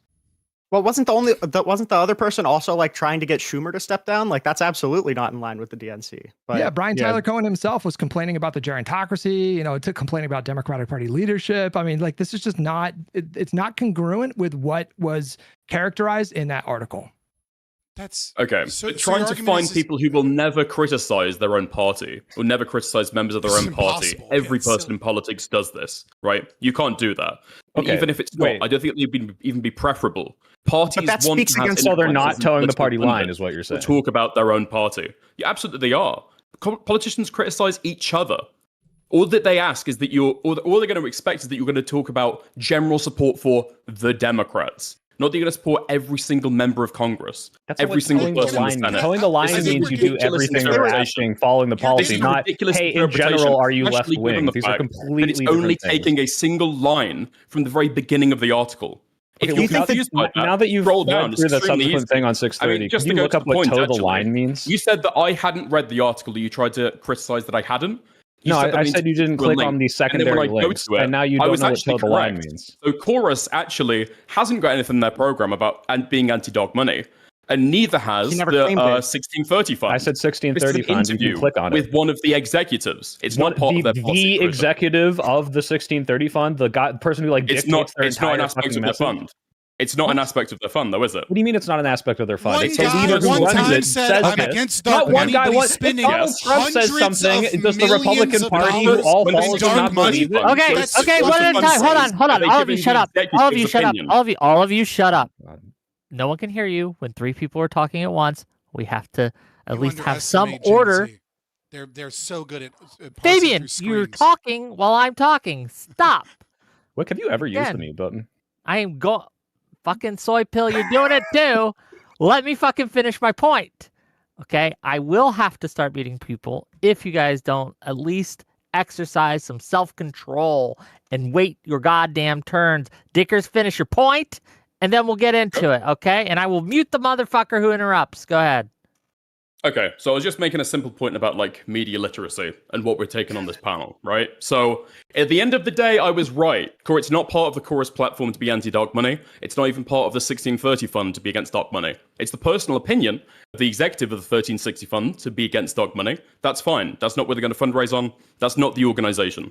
That's the head of the organization, you might say, but he's not the king, right? These are complex organizations with multiple people. Their personal opinion, that might be worth something, but no, the advocacy that this campaign is doing is not against dark money. It doesn't say it anywhere. One, I don't believe that you've read through the Medium article from the executive, not just one person, but the person who helps dictate the entire agenda of the 1630 Fund, her organization, which is a 501c4 nonprofit that advances progressive causes through advocacy and fiscal sponsorship. We do so using the legal rulebook in place today, and we are donors feel compelled to give us.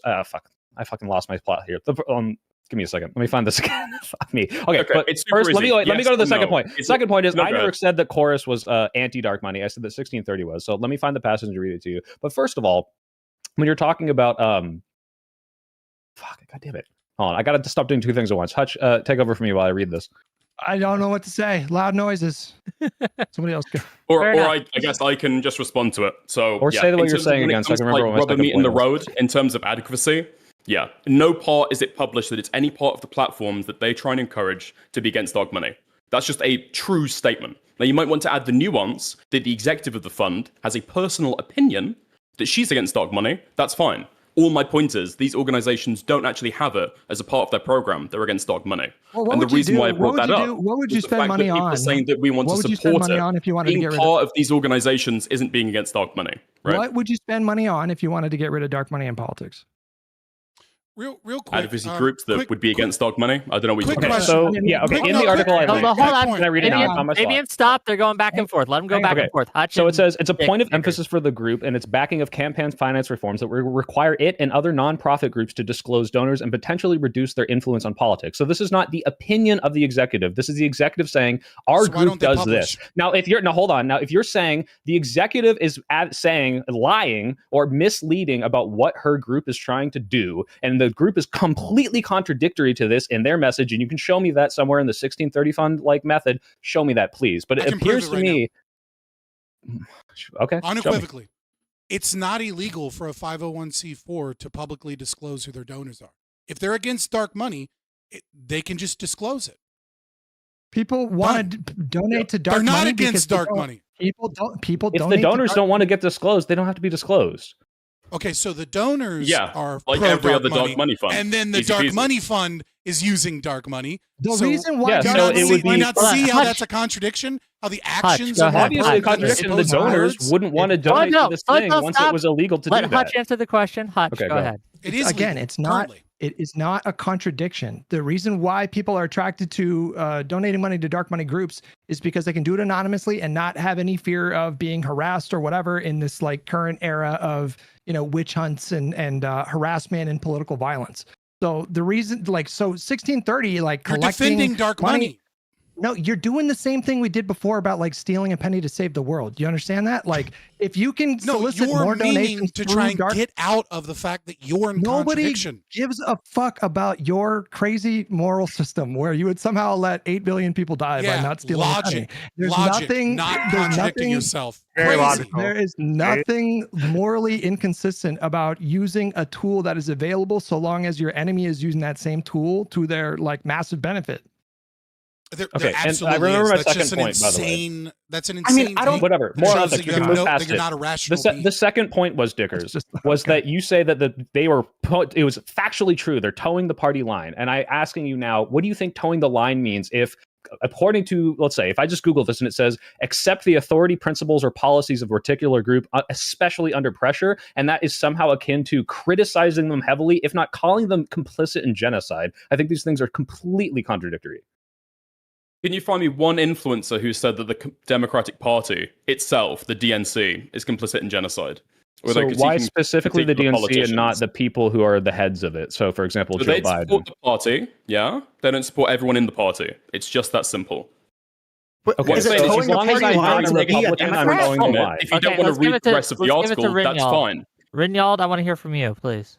Yeah, it's not towing the party line to ultimately end up saying we should vote for the Democrats. That's not towing the party line. When somebody says we're towing the party line, it means that we are largely like 90% in accordance with the DNC. Like I don't consider myself to be someone who toes the party line, but I'm pro-Democrat. Can we clarify? Can we clarify? Talk about actually having read the article. Okay. It's not toe the party line. It's push the party line. Do you guys understand that? She said that they were being paid to push the party line, not step over, like not step over any lines. So it's even more of an intense of an allegation. No, if anything, that'd be worse, right? You're being paid to toe the party line, as in you can't deviate from it, versus push the party line, as in be generally supportive of it. That's actually a less so the difference stickers is one is you just shut up and just let them push their agenda. The other is I'm a paid propagandist who must do exactly what the Democratic Party is pushing. Neither of which are true. But one is the worse. implication of the article. Absolutely not. That's not the implication of the article. It says that in the header, dude. Do you think that that Lorenz should have? He's a Democratic. How could they have phrased that? Okay, how could they have phrased that? That there's no way that somebody who just wants to read the byline at the top of the article couldn't possibly misunderstand. To help elect Democrats, while still having like an attention-grabbing headline. What is it? You could say help elect Democrats. The last thing might be a little harder. But what do you think factually happened here with these chorus people? Just with in regards to the Democratic messaging. No. This is like I want to see what you think happened. Okay, sorry. Can you start over? Sorry, I was talking over you. Yeah, they got a certain amount of money to be an incubation program that have daily messaging, that have twice monthly advocacy trainings, and there'd be check-ins for how they could do their content. Okay, what about that is pushing or towing the party line? They're being paid. Yes. Yes. Okay, and these are influencers who support the Democratic Party. In some capacity. Before they get in there, they're pushing the party line. They've been giving daily messaging check-ins so to help them. Your definition of pushing the party line is anyone who is a Democrat. I don't know if you think anyone I'm just asking, if that's your definition, I can't argue with that. It's a dumb definition, but that's a definition for sure. Sure. Can I zoom Listen, out? you can say that. That's a perfectly good summarization, especially when people can scroll down and read the rest of the article. Can you define the party line? Totally benign. No, you can't, Fabian. Give it a second, Fabian. Let him go back and forth. Hutch, please. Can you define the party line? What is the party line? Can I define the party line? It's going to be democratic issues that, by and large, all Democrats will support. Such as? Wait, so Gaza maybe would be not the party line, you might say? No, that are overwhelmingly popular. Obviously, Gaza is one of the most controversial subjects in the recent years in politics. Retard. Okay, what about Wait, isn't that Joe Biden just and Chuck trying Schumer in power? Would you consider that the party line? Say that again, sorry? Keeping Joe Biden, Chuck Schumer, the gerontocracy in power, was that the party line? Actually, there was controversy around that too. What? Every time you're going to point out an issue where there's controversy, I'm going to point out that there's controversy, and so no. There's controversy around every That's the nature of politics. There's controversy around every single political issue of our time. Issues that you will get 90% agreement of Democrats on. So, is the for standard example, climate is change, the standard social equity? Hold on. What are the other ones? Is there 90% agreement on Gaza? Affordable healthcare, voter access. Is there 90% agreement on Gaza? Democratic issues. Is the standard just trying to get Democrats elected, or is it pushing popular narratives within the Democrats? Because when we said, like, what qualifies pushing the party line, all you said was electing Democrats. Who generally support the Democrats' policy agenda. I don't know why you're freaking the fuck out. Because it's your true. definitions don't make any sense. Dickers, do you know who Counterpoints is? That's not pushing the party line either. Dickers, have you heard of Counterpoints? I have heard of Counterpoints. Okay, he was paid by Progressive Victory. Progressive Victory has a mission to elect progressives. Would you say that he toes the party line? He was hired as a what was it? I believe it was a contractor to do policy. No, not policy work. No. He was paid as a contractor do you think he toes the party line? Well, he was paid as a contractor to do security work. Okay, well, he's a Republican. I don't think he does. Like, no. he No, he's votes not. Republican. Yes, He's a conservative. No, now he works He's for... an anti-Trump Republican. He works for fucking I don't Biden. share in the coalition of towing the party line. I love we're our not expanded arguing definition. about what. Hold on, we're not arguing today. We're not arguing What makes a please, Republican and not a please, Democrat? Please, we're not Like all arguing of his today principles. about. Hold on. Yeah, exactly. Okay. So he's not pushing the party line. No. We're not arguing today about whether or not Counterpoints is a Republican or not. That's not. It's not an argument. And to be fair, he is a Republican. It's just a fact.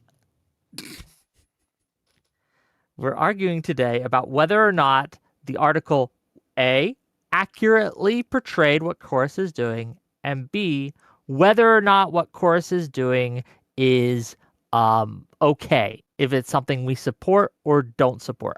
Prime's been trying to get in. Scott? Scott would want to go in before me, so you want to go into Scott? Yeah, I'll give it your time to Scott. Go ahead. It'll take like 20 minutes. Yeah, I know, but it's okay. Well, no, I just want to zoom out because, like I said in my intro statement, I knew that the people that were going to defend this, these terrible actions, were going to equivocate and do all these little things, right? But I think the real important thing is not, how accurate was one specific word or phrase in the article about what is going on, but encapsulating, is this wrong and is it pointing to something that is wrong? And I think the accuracy of the article is part of the topic. Well, first of all, Wick didn't. That give was a literally prompt, the right? topic right now.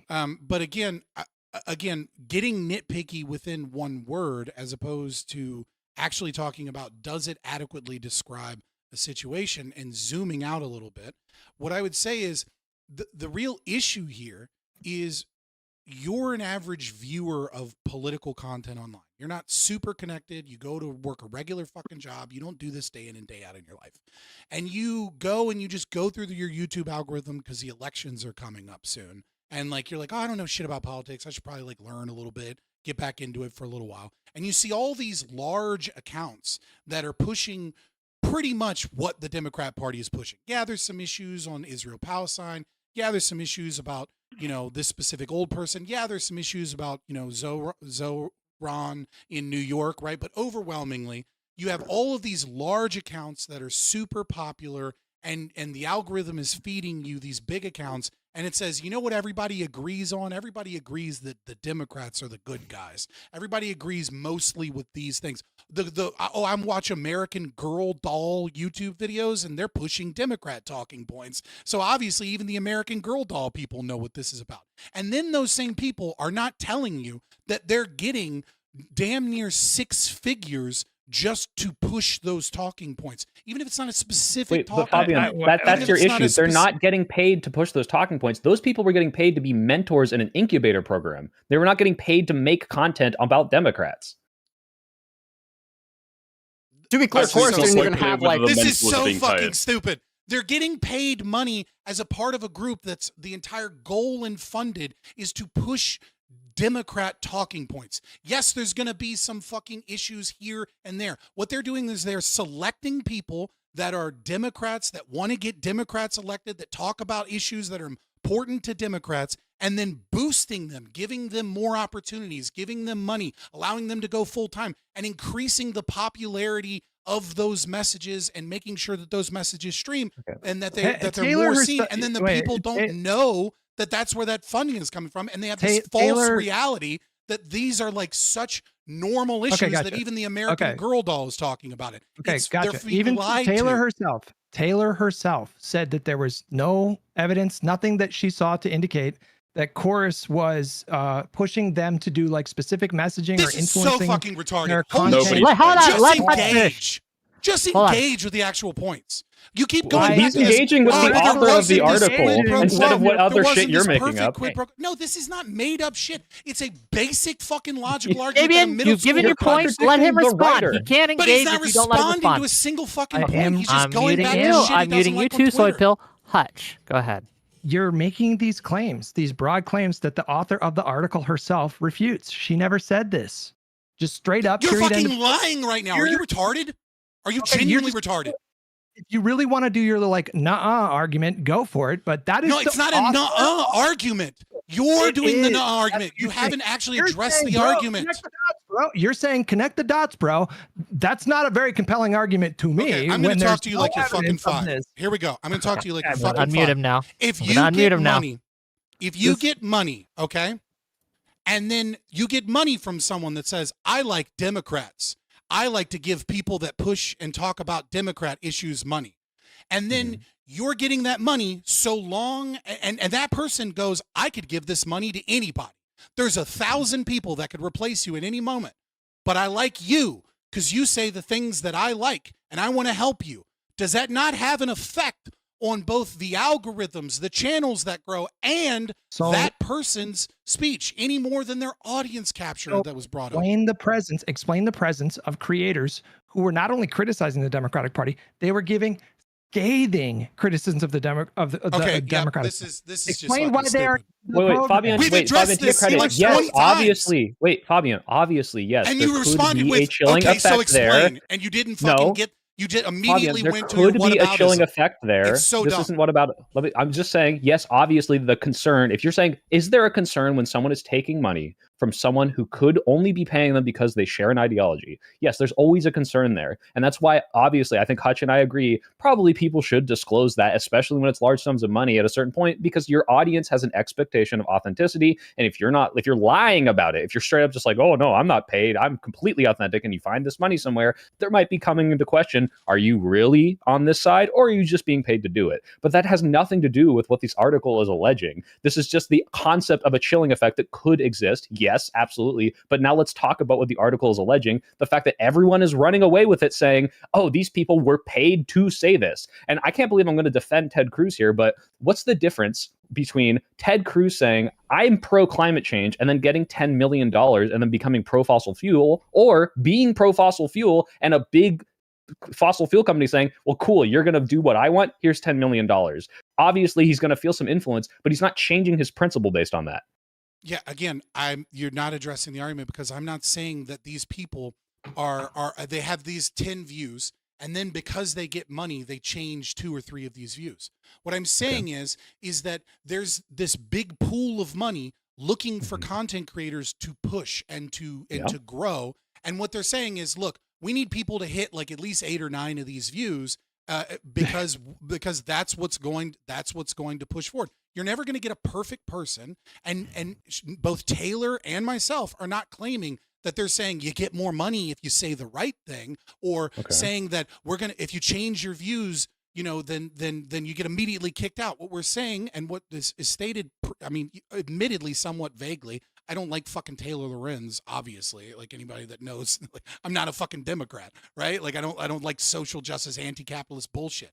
But nevertheless, yes, there's a tinge of yellow journalism there. But the overall argument is true. And the argument is that when you have a bunch of dark money that people don't know about, and when you have people getting funded by this dark money, that changes the way that either A, can have a chilling effect on their speech, or at the very least, B, all of that money can just pick a new person. And so those messages get paid for, and they get paid for in a secret, clandestine way. And so that normal people watching don't recognize that these ideas aren't necessarily popular. We got to break down your argument. They're so one is the paid for, one is the secret part, and then the one is the chilling effect, right? So would you say I'm paid to be a Democrat? Would you say I'm paid to be a progressive? I don't know what funding. I'm a progressive. Would you say I'm paid to be a progressive? It's my full-time job now. Am I paid to be a progressive? I mean, in a certain manner of speaking, you're paid to do the content that you're doing for your audience, which is and I don't think this is a gotcha, by the way. I think yes, 100%. My audience, if I became MAGA tomorrow, I would lose my entire audience. So there's always going to be, I have my principles, and it would just completely, like, if I shifted those, I'm not going to get this money. So yeah, I'm worried insofar as if for some reason I thought MAGA was the solution, I would become just financially ruined. Okay. But the secret part, I think, is the more important part. These people are not being paid in secret. Chorus was very open about this, about the program and how this is working. A bunch of people are disclosing, hey, I work with Chorus, donate to Chorus, I'm part of this incubator program. So some people are still secret. They have not released the names of all of these creators, and there might be privacy reasons for that. And I do think that, hey, if you are being paid, especially to make content about a political issue, you should probably say, this was paid for by this PAC or whatever. They're open? No. I'm agreeing with you that there are some of these people that are kept secret, and that might be because of privacy, or they don't want what is happening now, which is, I don't know if you've seen the fucking smear campaigns coming out against some of these people that have their names released. Like, it's pretty bad. And I know Taylor herself has said, I'm not releasing the contracts because the people in them. Secrecy, not against the secrecy being a thing. Yes, this is my argument for the fact that they're not releasing all the names. But I'm agreeing with you that there is always going to be a chilling effect when you receive money from anyone for anything. Yes, though. What are you alleging was wrong specifically in this case of that? Because if you're saying after you giving answer, any money period is not okay, then I can contend with that. But if you're just saying this specific kind of giving money wasn't okay because some of these people didn't disclose that they were getting money for an incubator program, I think that's a total non-issue. Well, to be clear, the incubator program was not public. Chorus, the project, was public. The incubator program, that's what the article is about. The what was Chorus if not the incubator program? They're two different things. Chorus was a bunch of creators. The newsroom was part of that. But in terms of like the daily messaging thing, the adequacy training, the payments. What they do in the incubator program doesn't mean the incubator program wasn't public. No, this is just it not true. wasn't public. It wasn't disclosed. Made fun of him for not reading the article. Okay, maybe I'm doing a reading comprehension gaffu now. Yeah, no, let me double check. There's Chorus, the overarching program, and then the 1630 fund as part of like a subgroup project was the Chorus incubator program. Okay. Yeah, okay. These are two different. This is two different things. I mean, obviously they're under the same people in terms of BTC, but these are two different programs. So the overarching Chorus program was something that was open, that they were talking about, etc. The Chorus incubator program was the one that people were signing contracts for, where they were saying you're not supposed to tell people. I mean, granted, that's one example, and we have to trust Taylor Lorenz, so that's like two reasons of why it might not be fully true, but nevertheless, presumably the contracts that were sent out were saying you're not supposed to tell people that you're in this program, and that was the one that had that was the one that was directly paying people. So I'm confused because some of these people did say they were part of this program before her article. So obviously it's not saying you can't. It was saying you should go through. I thought it was the incubator program, but if these are completely separate entities, as you're now saying, maybe I've completely misunderstood this. They're not completely separate, but so the incubator I know they're okay. I do.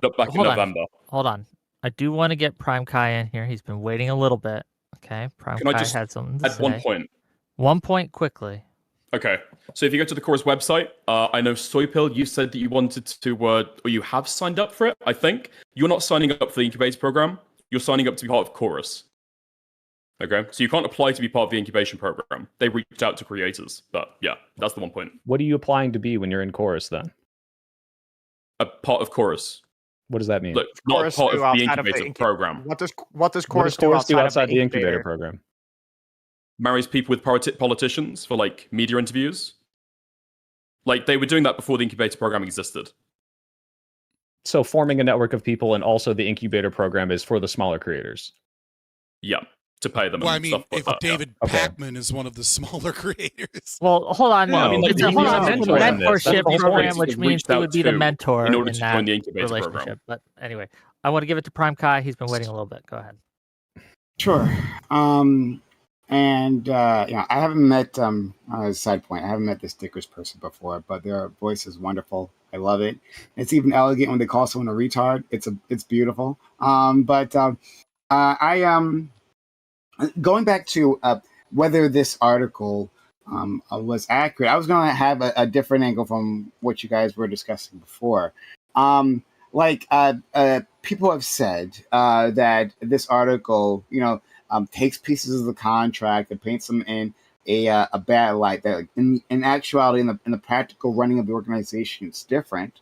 But I just want to point out that Taylor, unless of course she lied, reached out to the creators who are actually part of the program.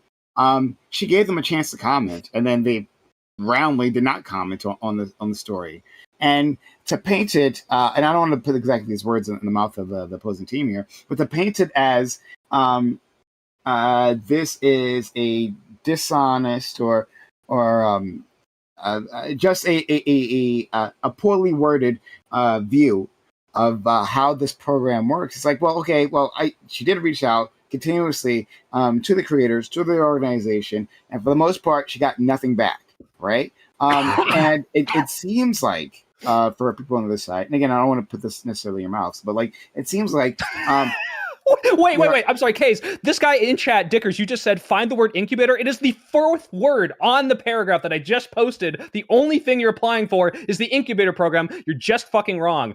Talk about my reading comprehension, dude. Come on. Incubator. Okay. Oh, that's the particular program. That's on the main page of We Are Chorus. That's what it is. Yeah, that's not the main Chorus website, though, is it? Yes, it is. Fuck. I don't believe that it actually is. The Incubator Click program. on send me the link to click the on website. Join Chorus. It is the Incubator program. You have no idea what the fuck you're talking about. I got swayed by your British accent. I believed you for a second. Program within the Chorus organization. Okay. What is Send me the joining it if webpage. it's the only thing you can join is the Incubator program? Send me the webpage because I haven't actually seen this webpage. Send me the webpage and I will be the judge. But Prime Pie can finish your point. But DM me the webpage. I'm really curious now. Sure.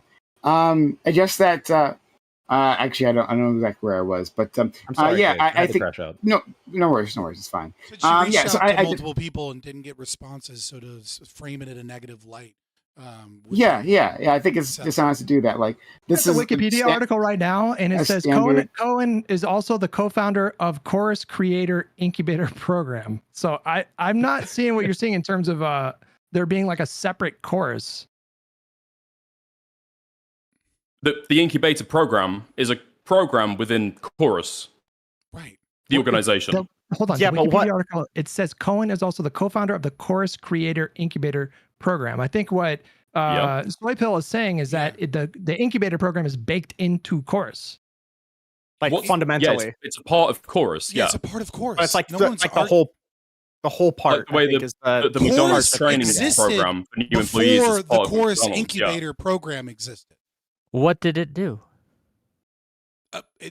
Oh my God, what's your Well, name? this is the stuff that came out in April, right? They were marrying creators with politicians, so they get interviews. Like when they went to an event, right? And Taylor Lorenz. So I was right. I don't know if This it's a isn't the main mischaracterization, right? But if you go to the main website for donation, it says Chorus is a creator-led non-profit organization dedicated to helping content creators expand their reach and educate their audience about news and public policy issues that impact their lives.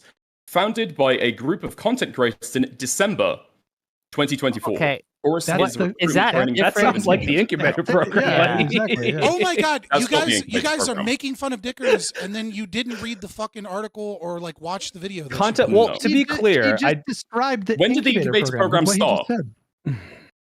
When did the Incubator like November of last year, right? No, it didn't. No. Chorus This is started the first in cohort. November. It's a 6-month program. How does that work?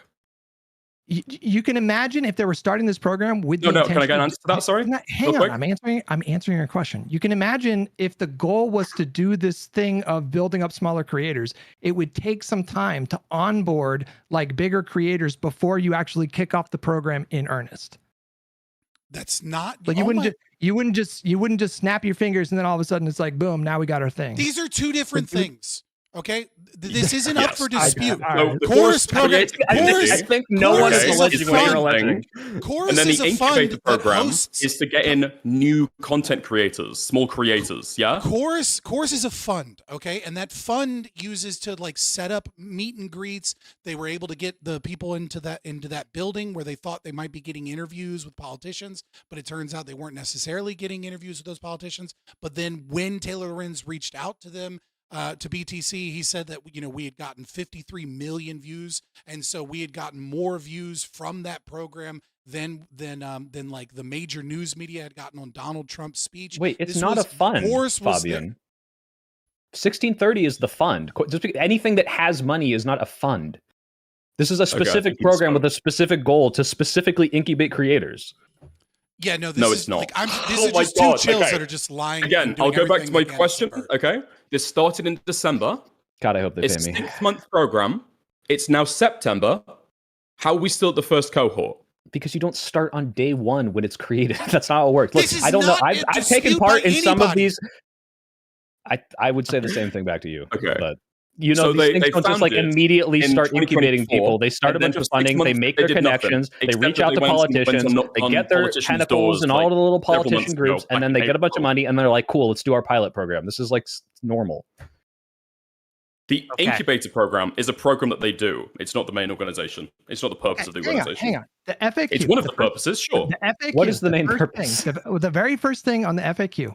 What I'll are tell the you. benefits of joining Helping Chorus? content creators And the expand their way reach and it educate their describes audiences this- about What do you news think and helping policy content issues creators about their lives. expand their reach? Primary Stop, ones stop, being middlemen stop. between Okay, I'm gonna mute creators you, and political Dickers. figures. Okay, I'm gonna. He asked me a question, Hutch, and then Hutch get your jumped in. Point out. Okay. No, Hutch was talking the whole time. What are the benefits of joining Chorus? That's the first question. And then it says Chorus's Incubator program is a vibrant pro-democracy learning community. If Chorus was like a separate thing from the Incubator program, why do they describe themselves first and foremost, literally leading with the Incubator program? What did I say like 10 minutes ago? The McDonald's training program is a part of McDonald's. It is a program that the organization carries out. Does Chorus make burgers too? Is that like, do they have a separate thing they do? They might do, for how much you seem to know. I don't know. I think it's very obviously implying that the point All of the way Chorus is back the in Incubator December, program. they were trying to marry creators with politicians so that they could create political content. They're trying to be a middleman between creators and politicians to facilitate those interviews, that type They of also content. did the Yeah. DNC. Why A did few Brian months ago, Tyler they Cohen- started the Incubator Why did- program, why which is a did new Brian- program that they are now doing.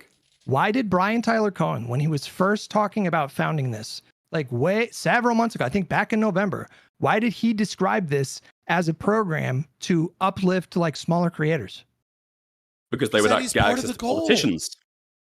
Why didn't he start the Incubator program then? You might say that was always his intention, but they are still separate, right? They were not just Okay, wait. I want to grant something. I want to grant something. Dickers, I want to concede something. I need to concede. I need to concede something to Dickers. Stuck on this point. I need to concede something to Dickers because we can move on from this. Fabian, we can move on from Go this. ahead, Soypill. No, Please, it's I just like- well, okay. If all you're saying is that the Incubator program specifically, as in like the way that people join, is separate from the fact that some of the people affiliated with Chorus don't participate in the thing that like, hey, we're teaching you to make thumbnails. Like, hey, David Pacman, you might be a mentor on this. We'll also reach out to this one politician or something and let you talk to them.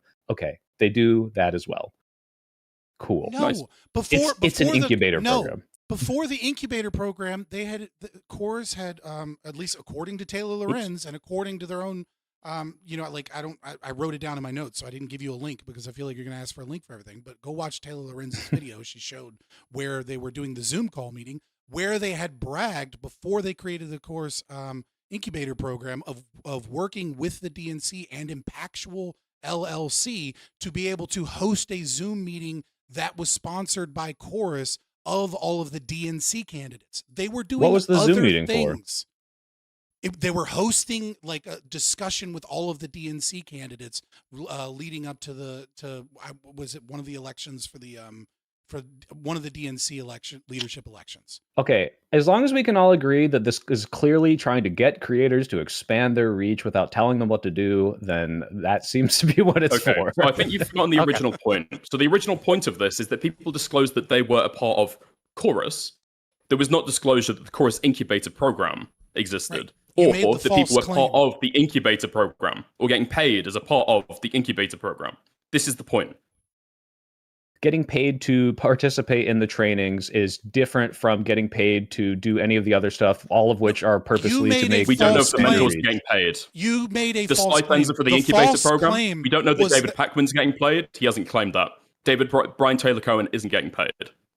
You I know made the he's a claim- volunteer. You made the claim wanna get- that it was proof that there wasn't secrecy about being in the program because that people had already said that they were a part of Chorus, and then we had to explain to you, and you went through this semantic shitstorm because you're so fucking bad faith that we had to finally nail you to the wall that these are two different things, and that it can be true that someone could say, I'm working with Chorus, I'm a part of Chorus, but not necessarily, and also true that the Chorus Incubator program was a portion of that had a Are you contract alleging that said that you're the- not supposed to talk about Yeah, I mean, this.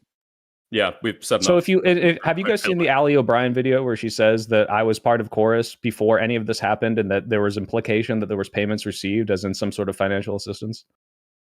Did she say that? Was that in the post that she was getting paid? Did she disclose that months ago? Well, that's what she She alleged. disclosed yeah. that she was part of Chorus. No, I think you can do some like connecting of dots here, because like Brian Tyler Cohen, when he announced the program, he like very much described what the program was going to be. And so I think you guys are right. I think you guys are right that there was a secrecy clause in terms of like receiving funds.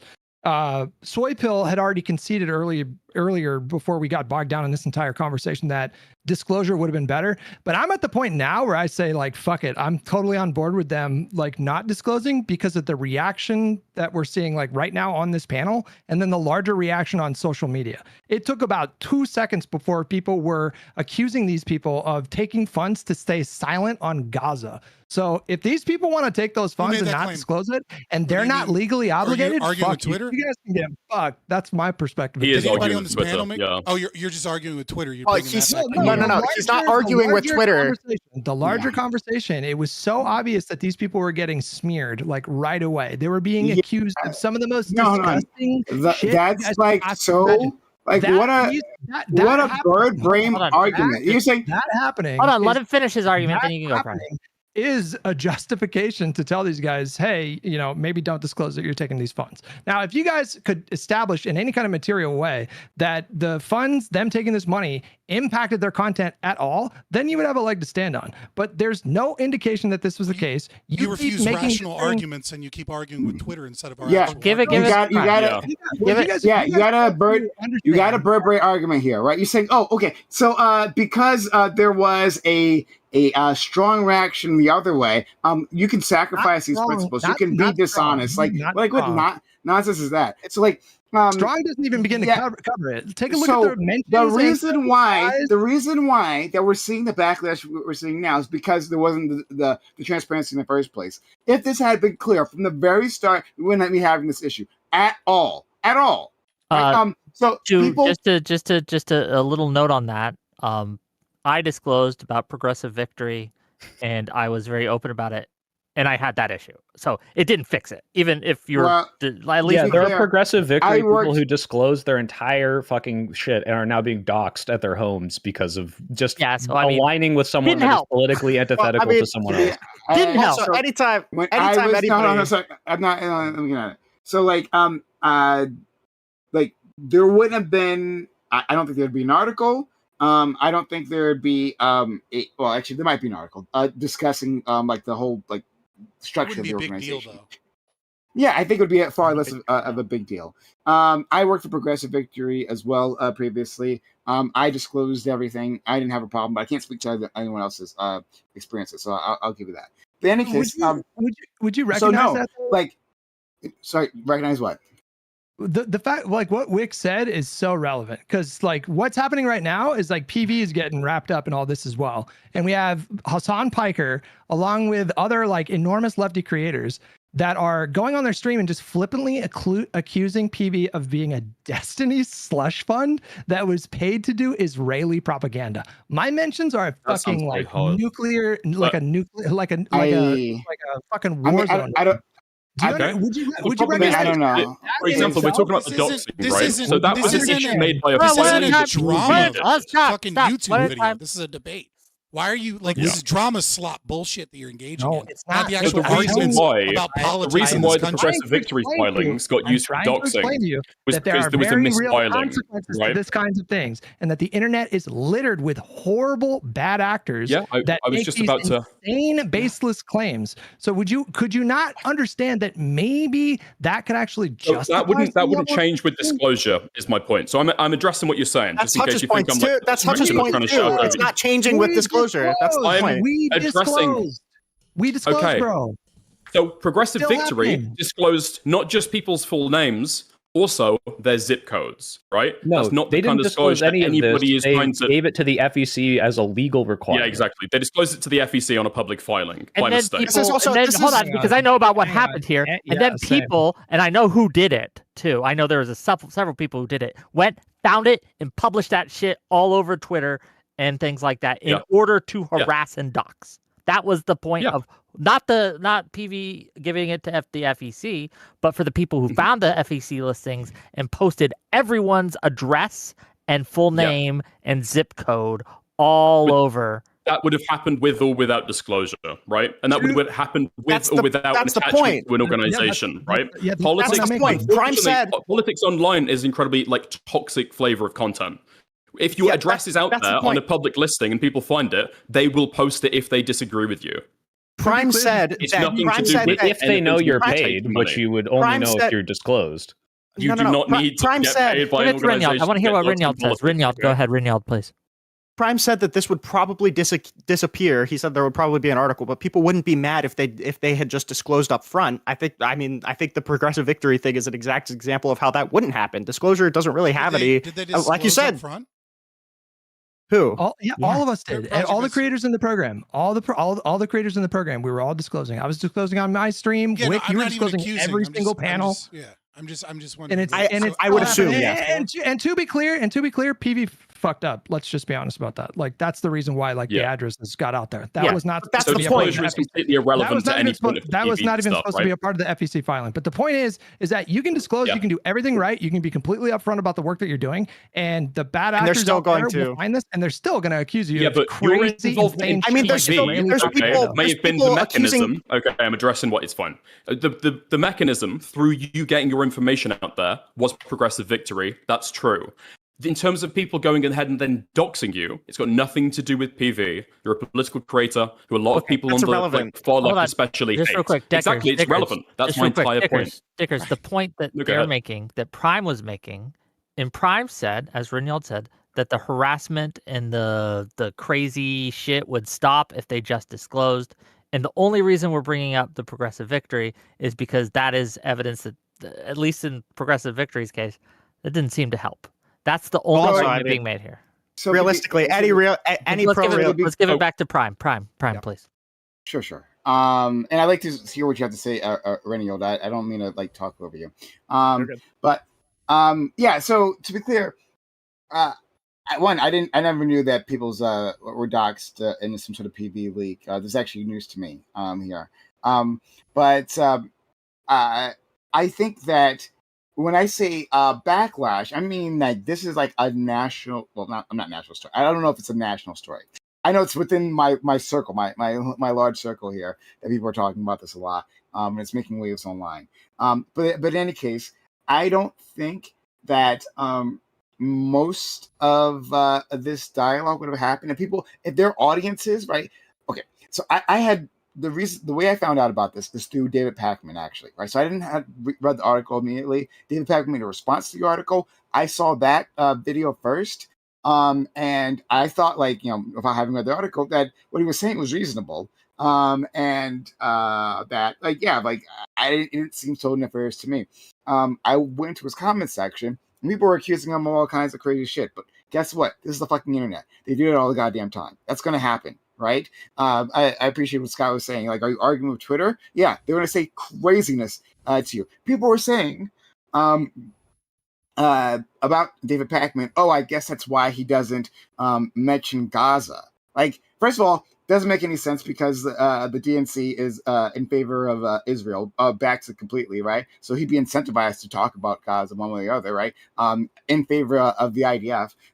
But secondly, no, that's obviously wrong. I was completely skeptical of that argument because the Gaza situation has been happening for nearly 2 years.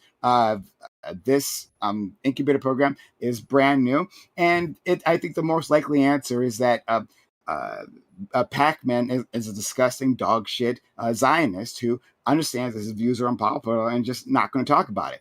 That's the reason why he hasn't said anything. But even then, still, people took that opportunity in this moment of friction, of contention, to put that out there. Oh, now I see, right? There must be something shadowy about that. I get that happened, right? But the way to help mitigate that, I'll say this instead, right? Rather than stop it completely, the way to help mitigate that is always just be upfront with your connections, right? Especially your financial connections, and then you have to let the chips fall where they may. I mean, doesn't it speak directly against the fact that disclosure would have helped it? That people are accusing David Pakman of taking money from AIPAC when, I mean, nothing like that ever got disclosed. They're just making that up. So, people, I mean, clearly disclosure people on wasn't internet make shit up. at the Well, that's the point, though. slightest opportunity. But specifically, the thing I was responding to was Hutch. Hutch said specifically, hey, the reason now I'm against disclosing because I see this reaction. That's what I originally responded to, right? That's crazy, right? Oh, because post facto, right? After the fact, I see craziness online. I'd say no, we shouldn't have some sort of principle of transparency. That's nonsense. That's an awful argument.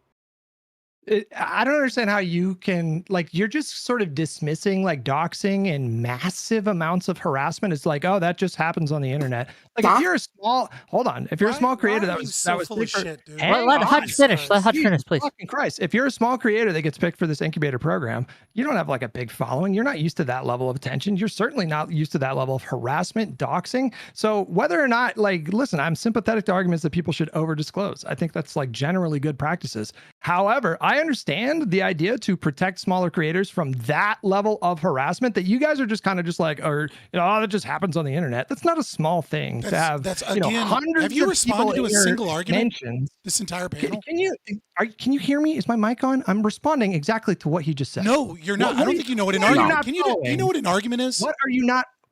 Do you know what an argument is? I'm just curious. Do you even know what an argument is? I am making the argument that the response that we're seeing right now on the internet. Can you shut the fuck up for 5 seconds? Seriously. I'm making the argument that what we're seeing right now with the crazy level of harassment is the reason why they would have that kind of a protection mechanism in the contract. Okay, do You you know understand? what an argument is? You guys are making the case that, like, oh Do you yeah, know what an disclosing argument is? You guys are making the case that disclosing would have fixed all that. Obviously not. I don't know how no one made that argument, but do you know what an argument is? It's a damn near non sequitur. Do you know what an argument is? You didn't listen to that. Well, I want to hear from Prime. Prime, please. It's a damn near non Hutch even knows what sequitur. an argument is. No, he doesn't. He doesn't know what an argument is. Let's move on. Okay, we're good. It is a damn near non sequitur to insert, like, oh, you aren't going to protect them from doxing. Doxing going to have. I talk about transparency. I talk about, hey, you should, talk about your financial relationships, right? Just like you do with any other sponsorship that you get, right? If you got something from, Amazon.com or something, and you got cut a check, then you should do an ad read and let them know this is a sponsor section, right? This is like finally goes to what I'm trying to say, which is like, what is the material difference? There's no reason to talk over me, please. Let Prime finish, and then we'll get to Soy, then Hutch. Yeah, so there's to go from like talking about we should have a principle transparency. Say, oh well, if you are transparent, then you'll get doxed. Then you get doxed. No, I'm sorry. Shit happens, right? It's really unfortunate. Again, I'm just hearing about this PV incident, but that's really unfortunate. That's a misfiling from what I'm hearing from Dickers and all the rest, right? That seems like a misfiling. But to say that, oh, from there, right, it follows that, like, because you are transparent, you're probably going to get doxed. And that is the reason we have to hide our financial entanglements. That's nonsense. That's a non sequitur. I wonder the idea, Kay, is that there are people in this program who have zero online presence because they're part of an incubator that may or may not want to be immediately public before they get expanded. And if you're a figure in your contract, it's like, hey, don't just go in public and say, oh yeah, Kay's, he's part of that. Oh, Hutch, he's part of this. Yeah, he's getting money from them. And then all of a sudden you've got to. I'm not asking. No, hold on. You gotta let Soy finish responding. That is the implication. No. I know you're not saying that chorus. Because chorus is not, I'm not saying chorus should necessarily like publish a list. I'm saying the creator should publish. So like the creator will be saying it wouldn't give them more attention, right? If on my 5 viewer channel, I say, oh, I'm working with chorus, that doesn't give me 6 viewers, right? It doesn't do anything. So that would be if chorus put that, published a list on their site. And I'm not even asking for that. Right. Also, the idea that these are like tiny creators with no presence online just isn't true. In the reporting that Lorenz did, these people have combined like millions of followers online. Okay, now we're getting to a reading comprehension thing. The biggest people being paid the most were the big followers. Some of these people had we have millions of followers. Presence. These are the part. That's the point of the incubators. People trying to get into streaming who are not doing anything and they need to expand their reach. This is a wide range, which is why some people are being paid $8,000 a month and some people didn't get shit or were offered like $100 because they're 250 was the minimum. But brought into this campaign that had no online presence. They're not saying no online presence. They're saying negligible. No, I did say Or, no like, online not presence ready because to- I'm also Yeah, but confusing that's not it, what you mean. to be fair, with some people who literally have no online presence in a different program that I might be a part of. So excuse me. Now I am allowed to disclose that, to be fair. We don't Now, know the vast majority. The point is, my initial claim, to go all the way back to this, and we don't have to dwell on this too long, but saying you are part of Chorus and saying you are part of an incubator program are both, hey, I am disclosing that I'm working with a fund whose mission is to expand the reach of these people. Now, if you want to say, hey, they have to disclose the exact amount of money, that's a different story. If you want to say, if they don't say it at all, this is a completely different thing, especially if they're telling them what content to make. But when Ali or any of these other people or Brian Tyler Cohen say, I'm working with Chorus, you go on the Chorus website, Chorus says, we're trying to use the fund from all of your donations to expand the reach of these people. And you're now telling me there's a huge material difference between connecting people with politicians and, hey, I'm teaching you how to expand your content through like digital means and how to use these tools. I think this is a complete insane distinction that does not matter. This is Chorus and people saying there's a I'm very part of clear Chorus distinction and there. Chorus is helping me. There's a very clear distinction there, right? What's Between the like distinction? just receiving these support and like getting access to politicians and having this newsroom, and that's all cool, and then actually receiving money. Why does the money in this specific thing make a difference? Because you're getting some kind of like remuneration To for the do political what? advocacy you're doing. We also don't No. know. You think to these people would be train getting you up. paid if they didn't post any Okay, content? I have a One I have second, a can I get a thing from that? The point is training them If to they post stop, content. if they stop posting content for like the next 3 months, do you Yeah, think they'll still be in the program? if the point of the program is to expand left-wing content creators, obviously, if you didn't do content creation, they wouldn't want you to be part of the organization, program. not Yes. program, right? What? Point of the organization. Expanding the Yes. reach of left-wing creators, that's the organization, not the program. What's the point of the program? Is more What's the point of the program? The to incubator support program. small creators specifically. Right, to, like, creators. help trends and get So if them they training. stop Say that as a creating, subset of expanding the reach. Yeah, but of- that's where the Okay, I payments happen. have a different right? question, perhaps on That's the where the payments anonymity happen, which we care about. subject. Yes, I do want to talk about the anonymity subject because Hutch did bring up a new thing where he didn't care if people actually disclosed, right? Because there would be value to anonymity. You, Dickers, Prime Kai, and I think Fabian seem to disagree. And you can correct me if I'm wrong, if I've mischaracterized that. But how far would you extend this want of transparency? Do you think that people should be required to disclose how they vote? What? No, that's completely No, irrelevant. why? But why shouldn't? Why is it bad that we protect the anonymity of someone who votes, of how someone votes? Because voting is something you do. This is a benefit that you're receiving. I mean, there's so many, And also there's paying so is many something you do, distinctions. too. Like, we could come up with 100, Yeah. right? Like, I don't even the agree with anonymity this of- one. With. The anonymity of How is the right voting. to vote going to bias Because you? It might bias you Protect against doing separation. crimes, maybe. hold on, right? We understand that not just money can influence us, correct? Well, no, this Yes. is. I'll, Like I'll, who I'll I explain it. who I'll I'm explain the dating. distinction. If I'll I'm hold explain on, the just distinction. hold on, stop, Okay. stop. If I'm dating someone who is a Republican, okay, she's really hot, okay, and she just happens to be Republican, does that have a hypothetical doesn't make sense. potential You to can't be that hot. influence? Does that influence? That would be Me unduly kind of incisive into your personal life. If you had to give away like personal relationships you had, yeah. It'd be unduly. I'm just asking why you're drawing the line on money. Well, Because you you'll ask- receive there's a quid pro quo, right? There's a meeting of the minds. There's a contract sign, right? No, That's to be that's fair, probably though, what that's going to be journalists blind. oftentimes talk about their personal entanglements with like, hey, I like this person was the best man at my wedding. I don't know, and I'm doing an article on their like organization. I think people like do talk about their personal entanglements, and you know. So listen, there's two types of influence, right? You have the general influence that you're discussing, and then you have undue influence. I don't think anyone here is alleging like a English common law level of like undue influence, right? Undue influence might be if they signed a 12-year contract that says you must do this, and then if you break the contract, you owe them $60,000 or something, right? Like you might be able to argue undue influence here. And I agree with you, right? If you had a Republican girlfriend, that would influence you. Or if you were, you know, able to join some creator program that was specifically designed to fight liberalism like Progressive Victory, but it gained you like a bunch of opportunities with other streamers and got your name out there, that would influence you against the presumption of like being for liberalism, because Progressive Victory was against liberalism. To be clear, right? it could. It does not necessarily have to. Well, I guess Fabian, the fundamental question is, this might cut to the chase, Fabian. No, because we can cut to the chase. Let's cut to the chase. I know you want to interrupt. Well, yeah, because you talk for a long time, and this will cut to the chase, and we'll make it so much simpler. Why do you think the secrecy clause was there? Why do I think the secrecy clause was there? Right, because the implication about the article is that we want you to be authentic, but we don't want you to let other people know that you're paid, right? That is the implication of the article. Would you disagree with that?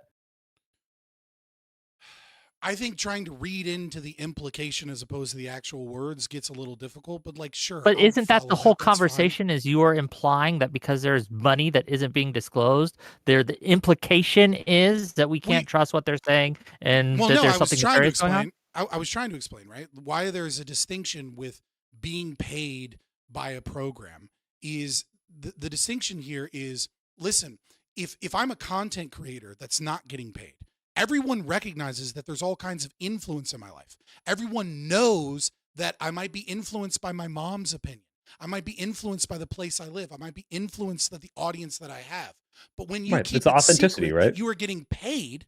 That there's a fraudulent element, not necessarily legally fraud, but there is a fraudulent element in that you gained your clout, you gained your followers, you gained your influence, and all of these opinions are based upon the hard work that you put in to your channel by yourself, because no one knows that, oh, I don't know, maybe you did, maybe you didn't get botted by some account. Right. Like, wait, Fabian, look, you hit it perfectly. This is the whole crux, right?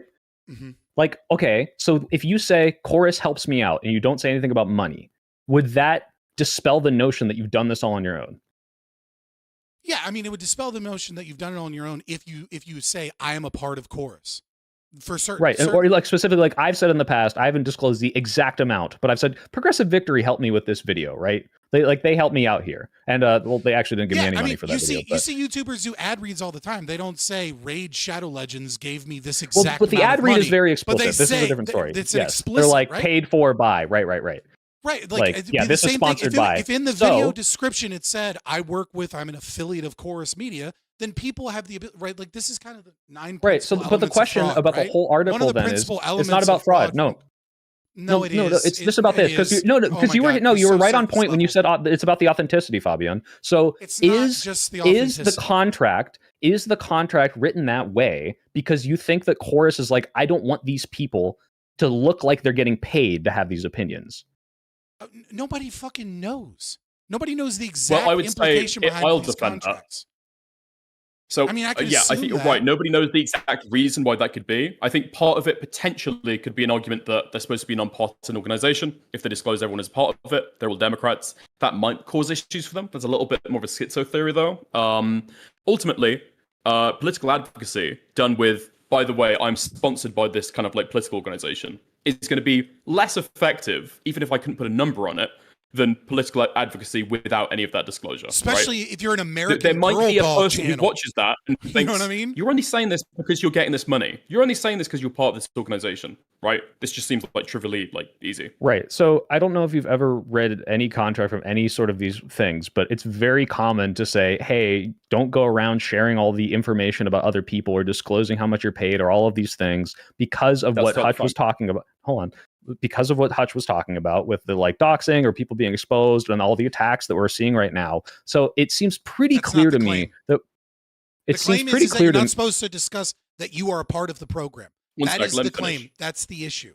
Yeah. You're not supposed to dox other people that are working or give out information about what goes on in the background. The claim, right? You can say the claim is wrong, or you could say Taylor Lorenz is lying, or that the contract isn't the same contract everybody else had. Those are all rational arguments. But the claim that you're meant to contend with is that they say, don't tell people you're in this program. Just to like my side, okay? Can I just have a quick huddle with like my gang? Is anyone here making the argument that the people receiving money have to like disclose their entire contract, the amount that the amount that they're paid? No. Any of the other people are in there? They need to disclose if they know like who's running this. No, the internal. No. Just probably the fact they are getting paid, right? Yeah. Yes. Just kind of. Okay, cool. Just thought I'd clear that up. Okay, can I talk now? Please. Okay, so the idea that they're asking you not to disclose potentially this pilot program, if the implication of the article seems to be that they're doing this because they, like Dicker said, ruin the what would otherwise be perceived as an authenticity thing, despite the fact that lots of people in Progressive Victory were disclosing their like connection to Progressive Victory, or even like monthly stipends from Progressive Victory. They're not losing that authenticity because they're disclosing it, but they're still getting all these attacks of you're bought and paid for as this Zionist, Hosbarist, like, you know, collection fund. So it's part of protecting potentially the smaller creators in this program. And two, all these other bigger creators and some of the smaller ones were saying, I'm part of Chorus. Chorus is helping me out. Now, whether or not they're saying financially or not, I don't have the exact video, but the point is that it's like very clearly part of this. And this incubator program, if you're calling it a distinction, like, yeah, the secret program where they pay you money to figure out how to expand your reach, and somehow this is like the shady part and not like, hey, they're paying you to not talk about certain issues, which is like kind of what the implication of the article is, seems ridiculous to me. Like, wait, I'm a content creator. I get zero money from any outside source. I get death threats all the time.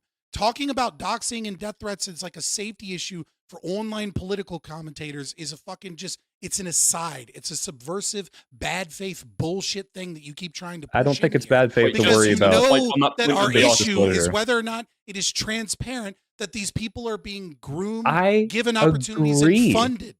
That the transparency should be there. That is something I said at the beginning. I prefer if people disclose if they're getting large sums of money, especially if it's from a political organization. But the thing I'm keep trying to add nuance to this is, one, it's an incubator program that is not, hey, here's what you should do. It is, here's how to be better at content creation. Now, obviously, if there's a wink, wink, nudge, nudge, this is only picking Democratic people or people left of center. Like, this is like without a question, but that's part of the. Do we think that's bad? Do we think it's bad? I don't think that's bad. Okay. To add for left-wing creators, I don't think so. If you, I mean, I don't think I don't even think it's bad so long as it's disclosed. I'm worried about the fraudulent element of people that have gain these large audiences because they are astroturfed or not, and so people think. But that's the thing; like, it's not astroturf. It's not like they're buying bots or they're like saying, "Hey, this is how you lie to your audience to grow." And like I said, as someone who's just now trying to do something like this, teaching you, hey, this is how YouTube algorithms works. This is thumbnails that catch the eye. This is me. I'm the mentor, David Pakman. This is why I have millions of subscribers, and this is how you can do it too. Not, hey, like we're gonna dump a bunch of money into like pay people to subscribe to you. Like that's not astroturfing. Well, okay, first and foremost. Well, I don't think astroturfing implies botting, right? Right. Well, astroturfing implies some sort of like inauthenticity of like fake support. Like it's like, hey, we're paying it to look like grassroots, right? As in these people aren't like paying their bills based on money their audience is giving them. Would you call Bernie Sanders? Okay, all of you, you're doing it again. Let's go, Fabian. Fabian, finish your point, please. So first and foremost, what you were doing is you were saying we're going into the domain of unknown. Right, we don't know whether or not they're botting accounts or whether or not they. No, come on. We're not doing conjecture here, bro. Let's stick to what's in the reporting or a reasonable inference. Hutch, be quiet. You're only here because. Hold on, just real quick, Fabian. Do you have any evidence that they are being botted? Why are we talking about botting, bro? What does that have to do with anything? Because again, we don't. No, I brought it up. He brought it up. No, you called it astroturfed, and now you're debate broing yourself into like, well, we don't know that they weren't botted. Like, let's just stick to what's in the reporting. Botting is super common amongst large accounts. There's no indication of this in her reporting or anywhere. You're like, why are we talking about that? I know you don't, because if you just let me finish. We don't know that they weren't paying Google millions of dollars to like boost them in the algorithm. Is that a relevant part of this conversation? Obviously not. I'll say there's the same amount of evidence in the article that they're being botted because they are like paid to take certain positions or change their mind. Right? No. Of course there are. There is no. Why is everyone accusing them of being Fabian finish your point quickly. Hold on, let Fabian finish his point quickly. Maybe he can draw it. My point is that the framing is you are assuming all of the things that we don't know to the most conservative estimate of what is bad. Like it is well within the realm of possibility that there was AIPAC funding. We just don't have any evidence of that, right? It is well within the realm of possibility that they do bot. This is a common practice in large social media accounts and when people pump money into channels and managers do it so that they can sell the success that they've done. Now, I'm not saying they are doing that, but what you're saying is you assume all of those things to not be true, as if that is the evidence and the facts. I look at any evidence. I don't operate in unfalsifiables with zero evidence there. It's a ridiculous point of conversation. It's not an unfalsifiable. What you're saying is that it's literally unfalsifiable. We don't know if they were botting or not. There's zero evidence. There's zero allegations. So why even talk about it? How is it possible that there was AIPAC funding that we don't know about? Well, because AIPAC who knows? Directly donate to funds a bunch of things. Because 1630 has like their largest donor was $50 million. We don't know who that person was. Has to disclose that. AIPAC has to disclose that spending. They can't just give things secretly. The amount of naivete that people have to not realize that that's NGOs AIPAC has to disclose when they pay political campaigns. They don't have to disclose when they pay a dark money group. That's the whole point of a dark money group. That's the whole point of dark money. That's the whole reason that dark money has been a topic in politics for like the last 30 fucking years. That's the whole reason we had campaign finance reform in the 1990s and in the 1970s and under Nixon and in the 2000s. Like your knowledge of politics in general is so surface level, brother. Like just sit out. Yeah. A lot of AIPAC spending is known because of stuff like AIPAC Tracker. All they do is they look at like public disclosures over campaign funds, right? They're not looking at money that they donate to the 1630 fund. And that just goes as an outgoing. They don't disclose who they're paying with that. I'm not saying AIPAC did. I am saying it's fucking hilarious that David Pakman tried to pretend like he doesn't know how to say AIPAC. He's like AIPAC or IPAC? I don't even know. AIPAC, IPAC? I don't know what that is. It's fucking hilarious. Policies in 20 years, by the way. Yeah, but it has no idea. You know what I mean? So I mean, like there's some evidence to suggest that the dude's such a slimy piece of shit that it seems like he's covering for some funding he may or may not be getting. I don't fucking know, right? But all I'm saying is that when you frame it that these things are definitely not true, you don't know that. I'm not asking you to prove, I'm not trying to ask you to prove an unfalsifiable claim. Fabian, AIPAC could be funding you through super chats right now. We'd never know. True. It's possible. True. Super chats are publicly disclosed. I mean, but it's just, they don't have to, hold on. They don't have to publicly disclose super chats. Why would they? It's literally like if AIPAC was going to give a bunch of money to some people, bots. And those people could be super chatting, why would they have to disclose that? Oh yeah, AIPAC is a 501c4. 501c4s do not have to publicly disclose. They only have to disclose to the IRS, and the IRS can decide whether or not to redact or not redact. Hold on, pause. You're right. You know how I can prove that they're not, or that they at least won't in the future? Fuck the nation state of Israel. Fuck Bibi Netanyahu. I hope you hit your big toe on your furniture every fucking night, because that's the closest thing I can say about TOS. I mean, weren't a lot of the course people saying that too? Please. I mean, a lot of course people were also coming out pretty strongly against Israel. So I don't know if that would lend towards AIPAC donating towards the 630 Club. It would absolutely 630 project. Maybe not the 1630, but it would certainly lend towards the fact that they weren't probably one of the big go ahead, for course. And just quickly, in terms of the super chat thing, like, I mean, they wouldn't have to use the official AIPAC account, right? They could just use any account. Well, then use a bot. How are you influenced then? No, like how am I influenced by super chat? The point. Hold on, just real quick. Are you asking me how am I influenced by my super chats?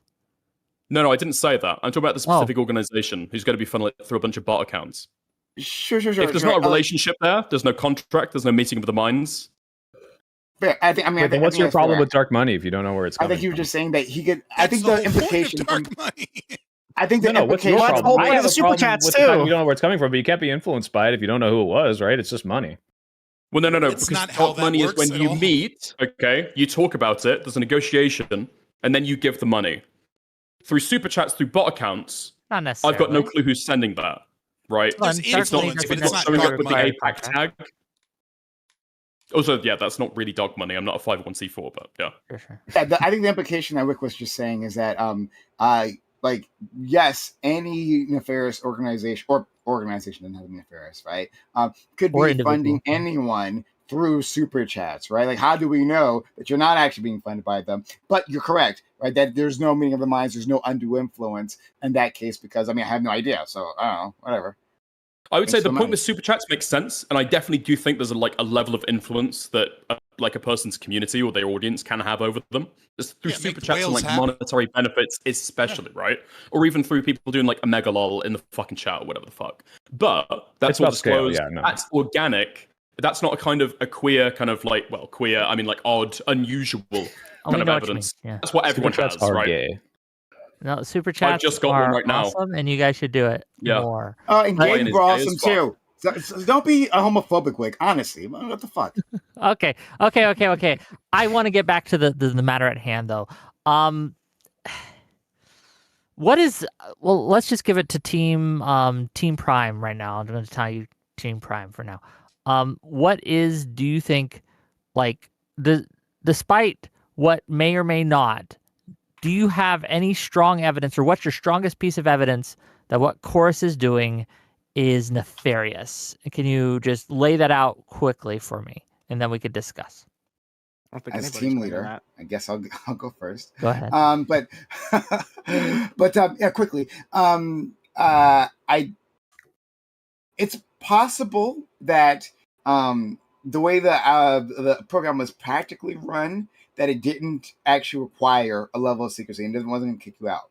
But from the reporting, there was clauses saying you had to be secret about your connections. And it seems like, from what I've gathered, that people were secretive. That in itself is a problem for me, right? And then, on the other hand, it's the dark money, right? That I want to have an idea of who these funders are. Now, I don't think billionaires should exist in the first place, but if you are going to buy into this program, which, again, the program itself, right, the incubator in its, like, in isolation, I'm actually fine with. But, like, I like to know who exactly is giving that money, because that gives me an idea of what they want to accomplish with that.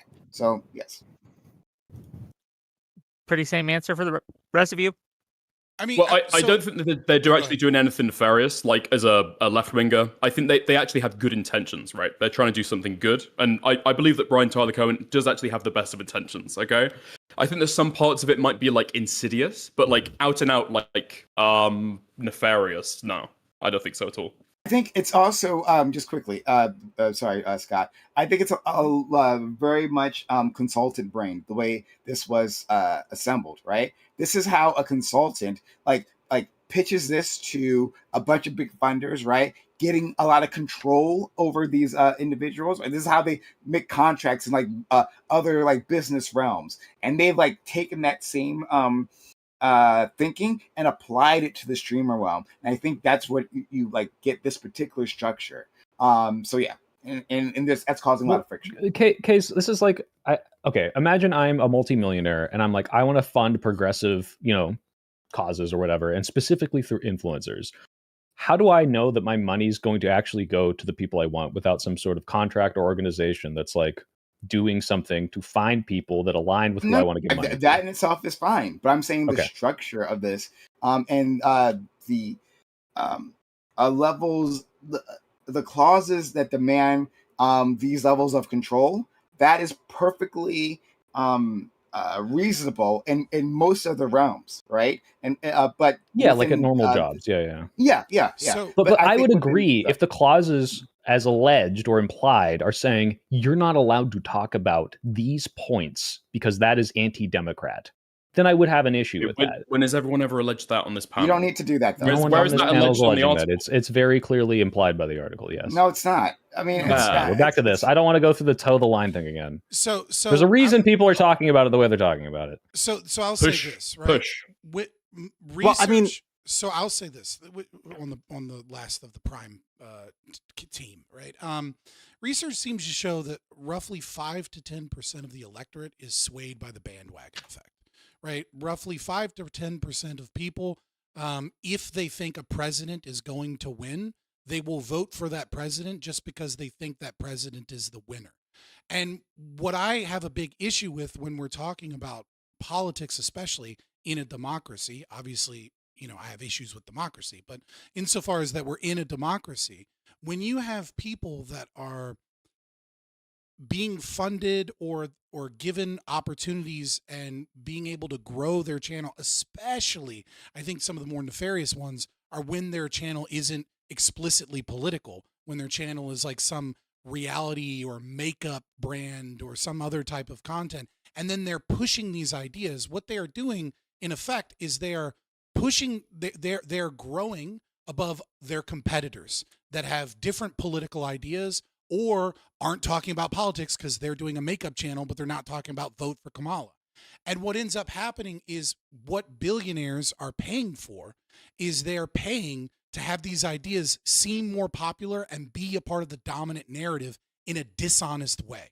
They're not saying, oh, this person says, oh, they're being funded or by some organization or they're being lifted up by some organization. When it is secret, there is this assumption that the audience has that these are just the popular ideas. These are just the good ideas that normal people have. These are the ideas that are winning.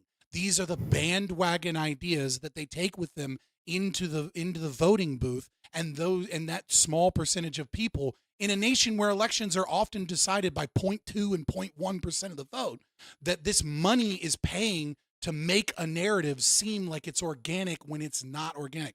I'll tell you, when I first saw that woman that, you know, Republicans were accusing of being the DNC's, you know, spokesman on men's issues, that Olivia Juliana, I believe is her name, right?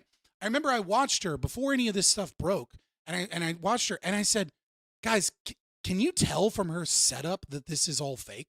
Like we were all looking, we were like, this keyboard and this microphone and all of the way that she has her office set up is not like someone who's been like in the trenches and does this content all the time.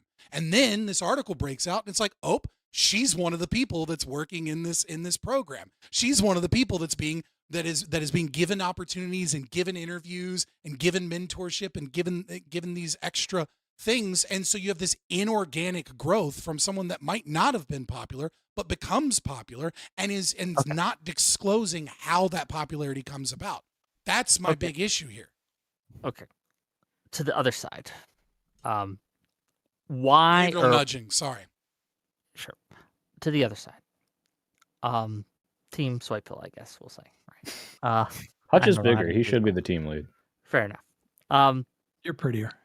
Oh, shut up. What the fuck, guys? Is it... Hold on. Let me ask that question before I forget it. Okay. Why? You're not bad yourself. Why are these allegations, or why are these clauses that are being alleged, if they're true, not that big of a deal? Why shouldn't we be worried? Why is this being overblown in your opinion? Or why is this being framed dishonestly in your opinion, if you think it is? We'll start with Soy and we can see what you guys have. Yeah, I mean, clearly, obviously, like I've talked to Taylor about this, and there are very legitimate concerns that everyone on this panel has said about, even Fabian saying like, hey, like this can have influence on you, even if they're not telling you what to say, the money's going to have an influence. I completely agree with this. And that's why transparency is going to be as good as possible. The problem with the article is the way it's written and the way it's implicated. And some of the stuff I think is like directly contradictory, is leading people to this narrative that is, by the way, something that is happening. For example, when the DNC says, we want to spend $20 million to find the like Joe Rogan of the left, or the little masculine influencer of the left. This does happen. People are paid to like be the next big thing, but it's all wrapped into this and being turned into this giant kind of like smear against these people who have authenticity, but are now being called shills that are only pushing the party line. I think this is a complete misrepresentation. And so like a very specific example of this is in the contract. There was this thing, and you can look at the screenshot from the Ali TikTok, where it's 3 clauses about how to organize talking to other people. The first clause says, if you're going to organize talking to some sort of like authority figure or politician with the chorus tool, you must do it through the chorus tool. Like that's how you do the chorus stuff. The second one says, if you're going to do it independently, you can loop chorus in. You have to loop chorus in. You have to let us know, not we get to approve or disapprove, but just, hey, let us know if you're going to like go talk to Zohran Mamdani and you didn't do it through our tool. The way the article is written says this: many creators express concern because according to copies of the contract, creators in the program must funnel all bookings with lawmakers and political leaders through Chorus. Now that's what it says at the top, specifically about the Chorus thing. But then the next sentence says, creators also have to loop chorus in on any independently organized engagements with government officials or political leaders. Now, the also there, I think, is doing a lot of weight carrying because it's saying you have to funnel all of these people through this tool and specifically get approval. That's the implication people are running away with, when in reality, you don't have to do that. You can do something else. No, it is false. You can That do word something is never else. used, to be clear, What, right? funnel? No, approve. What is funnel? Okay, this is a semantic game. No, I'm just making it Obviously, clear. they're You're not saying saying people approve. ran away with that, The but that's point never is, directly alleged in the article. It doesn't matter Just if from it's that alleged. point. It's obviously the reason that people, if you go watch the majority report, go watch the Vanguard, and then people, once it does that, it's it not about agrees adding with me. anything. If a majority of people talking about this in the left creator space are saying, look at these paid shills who had to go through them for everything because of just reading this article, clearly the way it is written is playing into a narrative that is not true, even if it's not people technically misinterpret an factually article and alleged. it's the article's fault. Okay, got it. Yes, This the is way the political article is lip-slinging written is at the pushing end of the people to day. these beliefs. Yeah. I can't help The it article if so many isn't, people are as right? stupid People are as you. taking the Like, article, that's not- and then it's that's becoming not political the mudslinging. article's fault. People are taking the way the article is written to mean something that it is not alleging. Yes. Yes. As in, you could write this in a less biased way, Debate factually over reporting it. all of Like, this what the thing. fuck? I don't know. The way I a don't political know, message is really, interpreted I is don't know super how you important. could. I don't know how you could write this and it not be used by like, I don't know, like super pro-Palestine You're the third person people. to say Like, that. I Adam really Bernard should just rewrite in this order to like article more fling mud at impartially. people. Okay. Well, no, I'm I just want to saying, hear like, from I want to hear PV, from right? Rinald, and I want to hear PV. from Hutch at the same time. Right, Rinald and Hutch, answer the question, right, that I posed. Who first? Rinald and then Hutch. Go ahead. Okay. Yeah, I mean, generally, I agree that like for optics' sake, you probably should disclose if you're getting money. I think that just is a better look. But I mean, personally, I never really care that much about money in politics. It's just not something that really sways my opinion all that much. I do agree that the framing of the article was pretty bad. I think if she just wrote an article saying like, hey, you know, they paid these creators to get better cameras and market themselves better, and they didn't disclose it, I don't think that would have been like a groundbreaking article or anything. I think whenever it gets compared to like, oh, the right is more transparent with it, look at Tenet Media, which is like the worst example that you could ever give, or like in the tagline that they gave, like agreeing to restrictions on their content. I think whenever anybody reads that, they assume that there's like approval going through course that just doesn't exist. Does the article? Well, they would in the read the rest of the Tenet article was then, good? right? That's in the tagline. No, the Tenet, would you read got the the rest of the Tenet thing article, backwards. though. They said Tenet was bad Yeah, they said it was bad. in the article. Did they? Yeah, Yes, she's like, this is not. This is not new. She says this is not new on the right wing. Tenet did this. She's saying Tenet was She bad. talks about Daily Wire. Even She talks about Tenet. I feel like she even talks comparing about this to Tenet Turning is Point. a problem. But That's- I was she's saying saying- that but she's comparing saying it to Tenet's Tenet bad. is a problem. Yeah, sure. Correct. Sure, but we I know think even where putting this Tenet on the same Media's level. money came from. We don't know where this money comes from. Well, let we only Rinald- We actually knew who was being paid by Tenet Media, right? We didn't know it was being funded by Russians, but Tenet Media representatives in the media actually disclosed that Tenet they Media were was working more with Tenet Media. transparent than So it was this. actually You're more correct. transparent. Yeah. Wait, Not really, but no. Considering their funding was coming from the Russians and no one knew it, probably not more transparent. But I Well, mean, I just said that, again, yeah. the framing is the framing is all of the problem. If somebody is giving a political message and it's getting hella misconstrued by everybody that reads it, that is a problem with the article. That means that they're not messaging effectively. I mean, that's You about it. can't write anything to like prevent any bad faith actor from media literacy on the misconstruing left. You shouldn't Yeah, put- what especially about in some politics. major left okay. wing pundits? You shouldn't in the put space? agree to restrictions on their content in the tagline of the They do. article. That's what I'm They saying. do. They agree. That's restrictions factually on their true. content. Okay, when people What- read hold that, on, what what do are you the think that restrictions means? on their What are content? they I taking really away wanna from know. that? The article and bang. What content are they agreeing to be restricted? When they're going to chorus Probably the events, they can't non-disparagement. explicitly endorse political candidates. You know why that clause is in They're there, right? I'm saying that is the restriction, right? When They you lose say their 501c3. restrictions on their content and you're only referring to things organized through chorus, no one is ever going to interpret it like that. And I'm sorry, Yeah, but it's true. the main People don't purpose really of read chorus is to get them to speak to politicians and make content out of those interviews, right? So that Sure, is when you say becoming the mainstay of their restrictions on their content, we all know Yep. what that is implying, I hope, right? Okay, but if Like Well, agreeing to restrictions on their content, right? Hold on, Okay, let's say I'll someone teach is you. Okay, already so let's say you someone read is an already a article- large content creator, okay? and they already get interviews with politicians and government officials. And now, because they go, let's say David Pakman, for example, right? And now this has to be funneled, at least in some part, because that was the big word we wanted to use, is funneled, right? In some part the through word used Chorus in the Media. article. That's number one. Number two, if you go to a Chorus event, right, which is obviously an opportunity they gave you, but it is also alleged in the contract, right? Some people may have negotiated different contracts. We still don't know. But regardless, it is alleged in the contract that Chorus has the right to pull that content if it is a Chorus event. So if Chorus is the means I need to by ask something. which you start, if Chorus is the means, I'm going to finish, right? Because Hutch, we know you don't have anything to add. If Chorus is Why are you being such a dick? Because he hasn't given a single argument this entire time. He's useless. Hutch doesn't know what an argument is, Wick. Didn't you hear? Well, he couldn't Finish your point, define baby, and then we'll right? go to Hutch. It's basic logic, right? But regardless, if Chorus is, if all of a sudden you're using this program and there's now this new middle manager that helps connect content creators to political and government officials, and then they start putting those events together so that becomes the ease of which you get those interviews, as opposed to DMing 1,000 politicians and hoping you don't get left on red, or hoping that they notice you, and then they have control over that.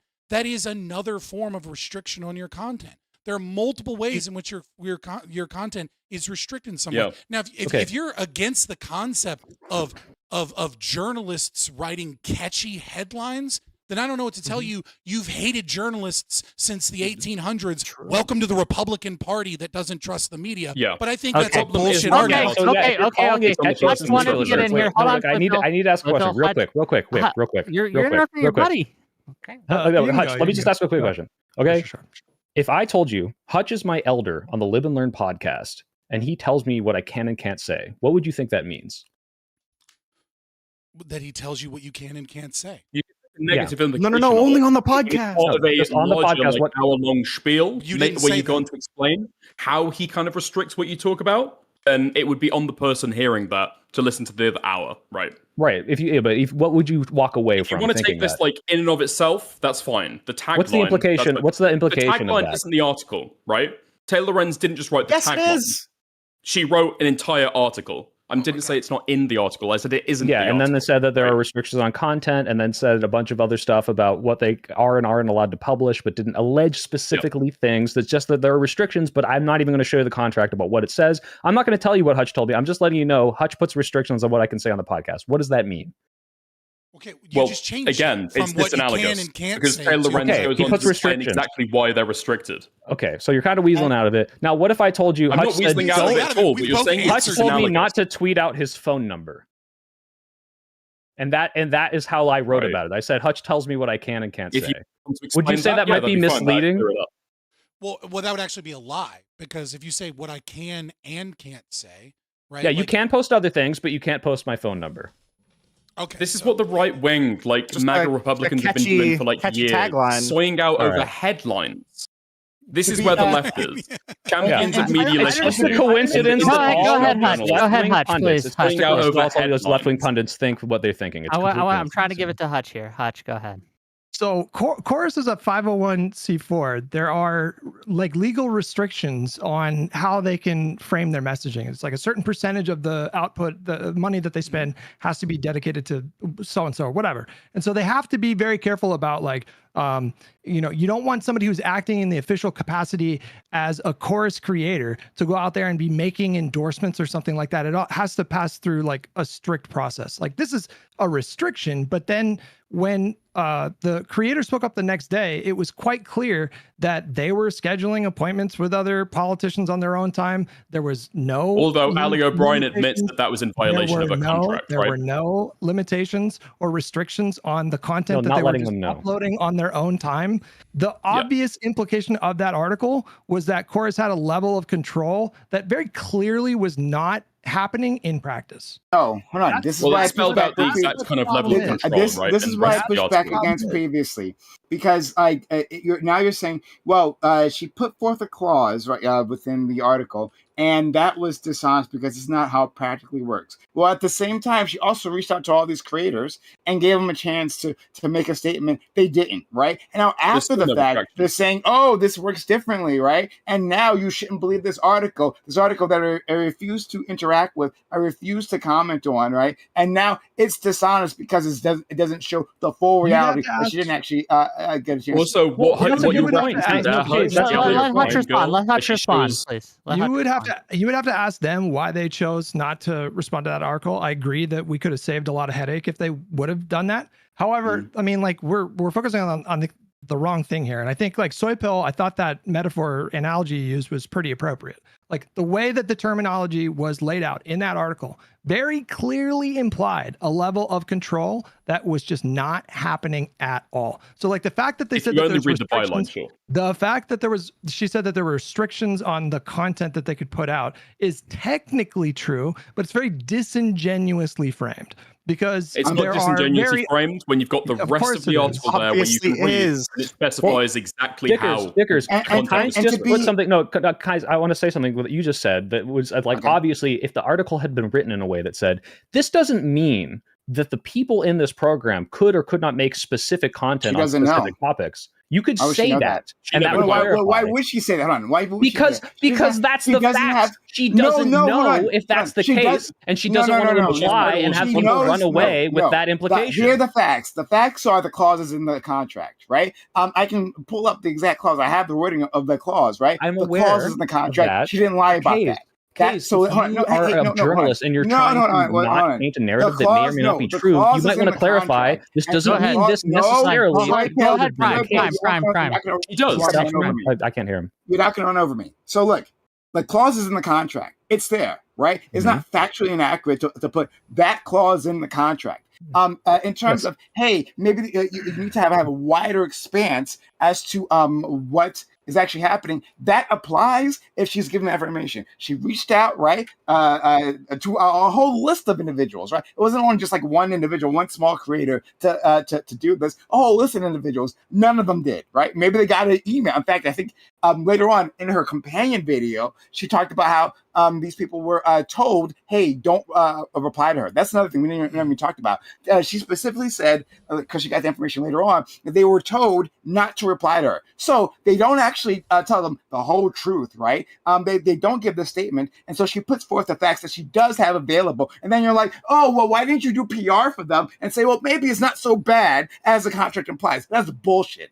Well, see, there you go. Because now you're talking out of both sides of your mouth and saying, well, obviously, given that this is all she knew, it makes sense to have that implication because the other people didn't comment on that. Now, that's a different argument. If you want to say that, sure, that's part of their thing. But if I the idea that just saying a fact is somehow not going to like do anything wrong and you can't run away with it is just so obviously untrue. If I told you, hey, the right after this, the median wage of America is $75,000. People aren't struggling. Did you know that 13% of the population commits 50% of the crime? There's a problem there. Like, these are things that obviously in context are going to have a lot of different implications, and you need to have like some sort of responsibility, especially as a journalist, to explain those things. But if you're just saying, hey, isn't it weird that they had content restrictions and then not say anything past that? That's irresponsible journalism.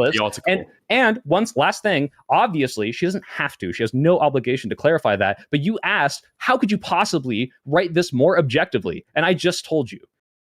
Yeah, she did in the article. I didn't say that. Quick question. Someone said, I don't know how else you could report on this without it being misleading. So what I said was there's no way you could have written about this where it couldn't be used for political mudslinging, which is true. You could definitely soften the blow. Obviously, everyone's going to mudsling. So, quick question: Do you think most Democrats are like really stupid, or do you think they're just? I think most people are stupid. So yeah. Okay. All right. So you would say that like if I go through your Twitter or something, right? I'm not going to find you making fun of media literacy on the right because they identify with like Starship Troopers or no, you'll definitely find that.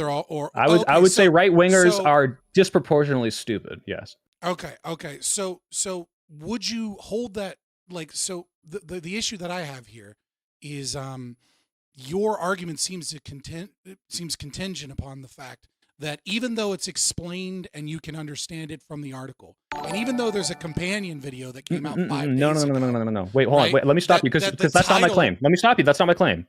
My claim is that if you read this entire article, not just the headline, but the entire article, it makes sense for you to come away with the implication that these people had their content controlled. It is a perfectly reasonable thing for you to think coming away. Which was true, yeah. Which is true. Okay, so I'm sorry. What the fuck?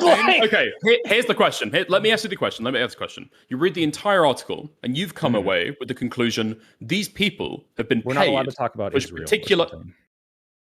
Well, yeah, particular talking points, but they've been excluded from talking about particular talking points. Is that reasonable, and is that Taylor Lorenz's fault, or have you had like an intellectual failing there?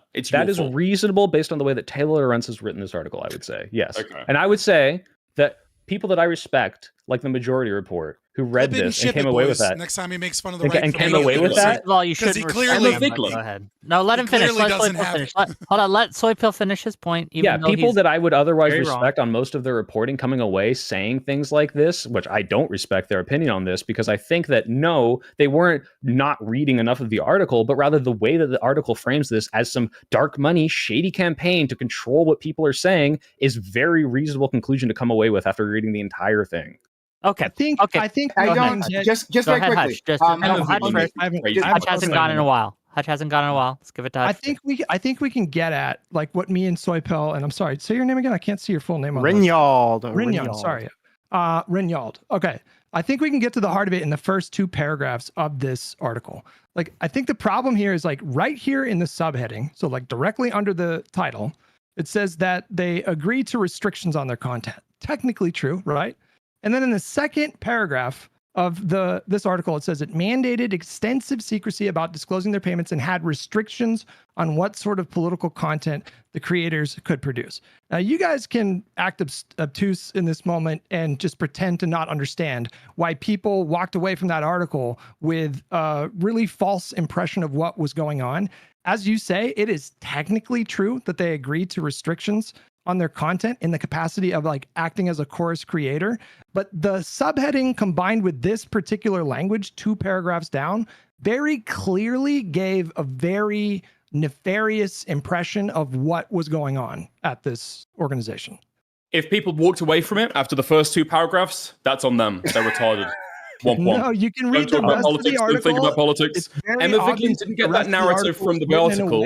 Emma Vigeland got the very specific Gaza narrative. Hold on, let Hutch finish and you can respond, Dickers, I promise. Not just like it goes on from there. The rest of the article is very clearly implying something that is like holistically nefarious about this entire program, very clearly implying that there is an extreme level of control going on here. Some kind of like censorship, right? Okay, Dickers, you can respond, but I also want you to answer my question here is what about this article would, going through it, what particular part of the article would would nip in the bud Hutch's argument here, which would say, oh, this clarifies what they meant at the beginning of the article. This clarifies that it wasn't restrictions on Gaza or something.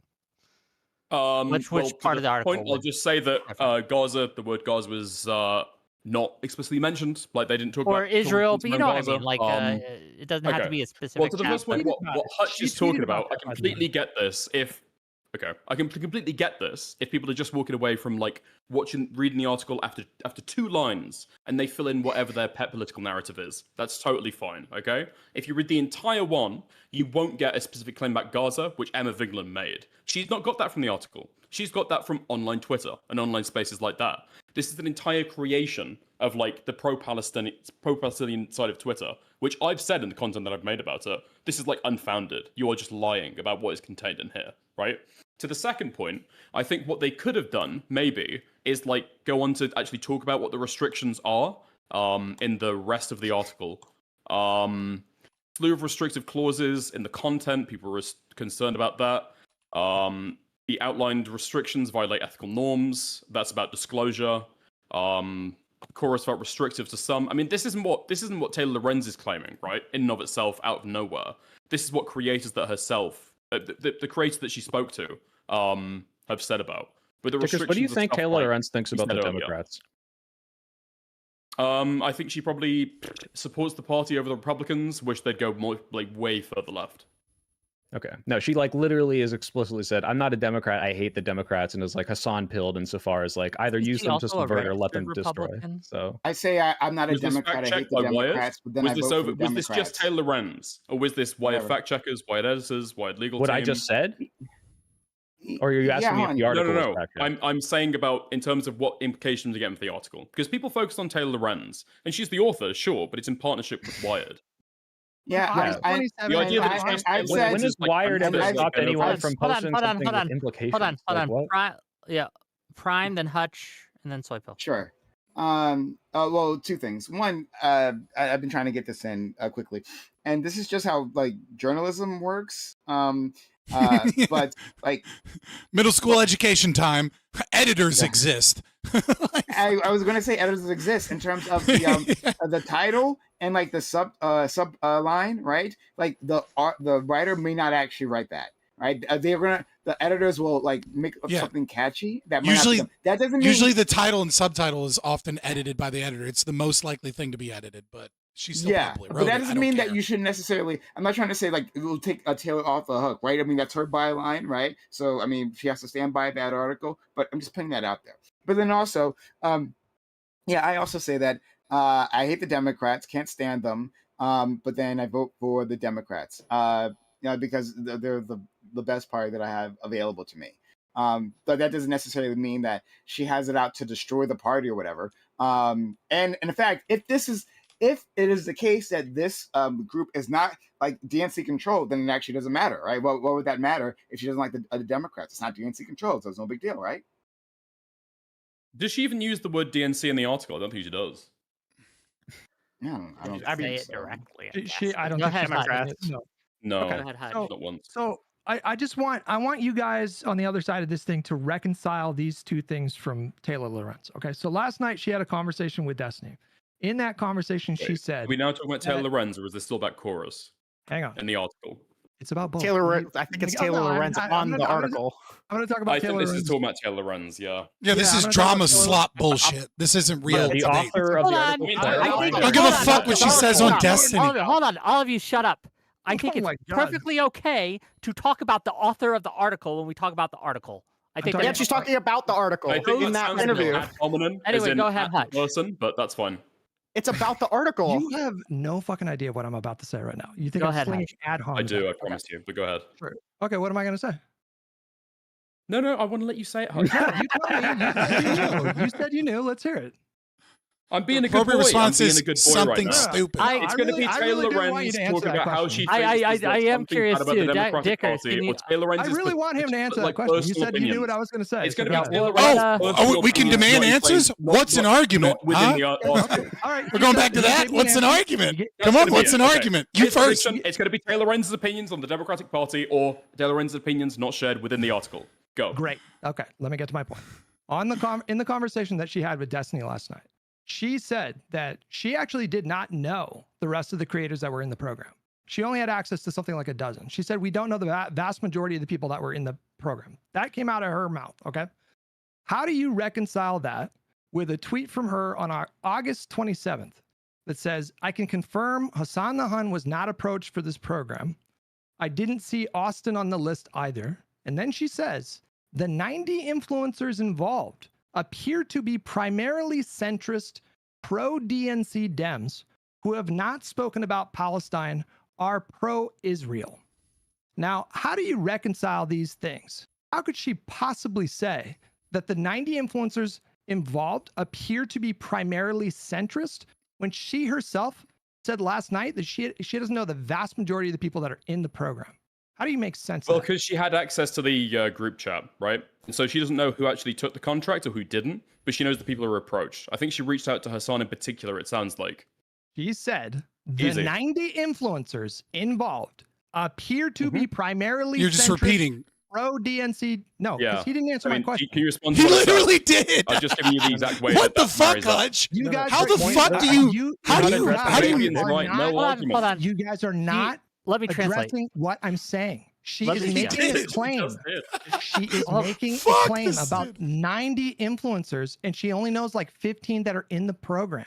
How is that not dishonest? And how is that You know what not inference is, fanning the Hutch? flames? How is that not fanning the This flames? isn't a fucking of drama the slap people like- YouTube video. He of the- answered you. Of the people like Emma Vigland and Hassan Piker speculating. Hold on, that let these Hutch people- finish his point. Hutch, go ahead, please.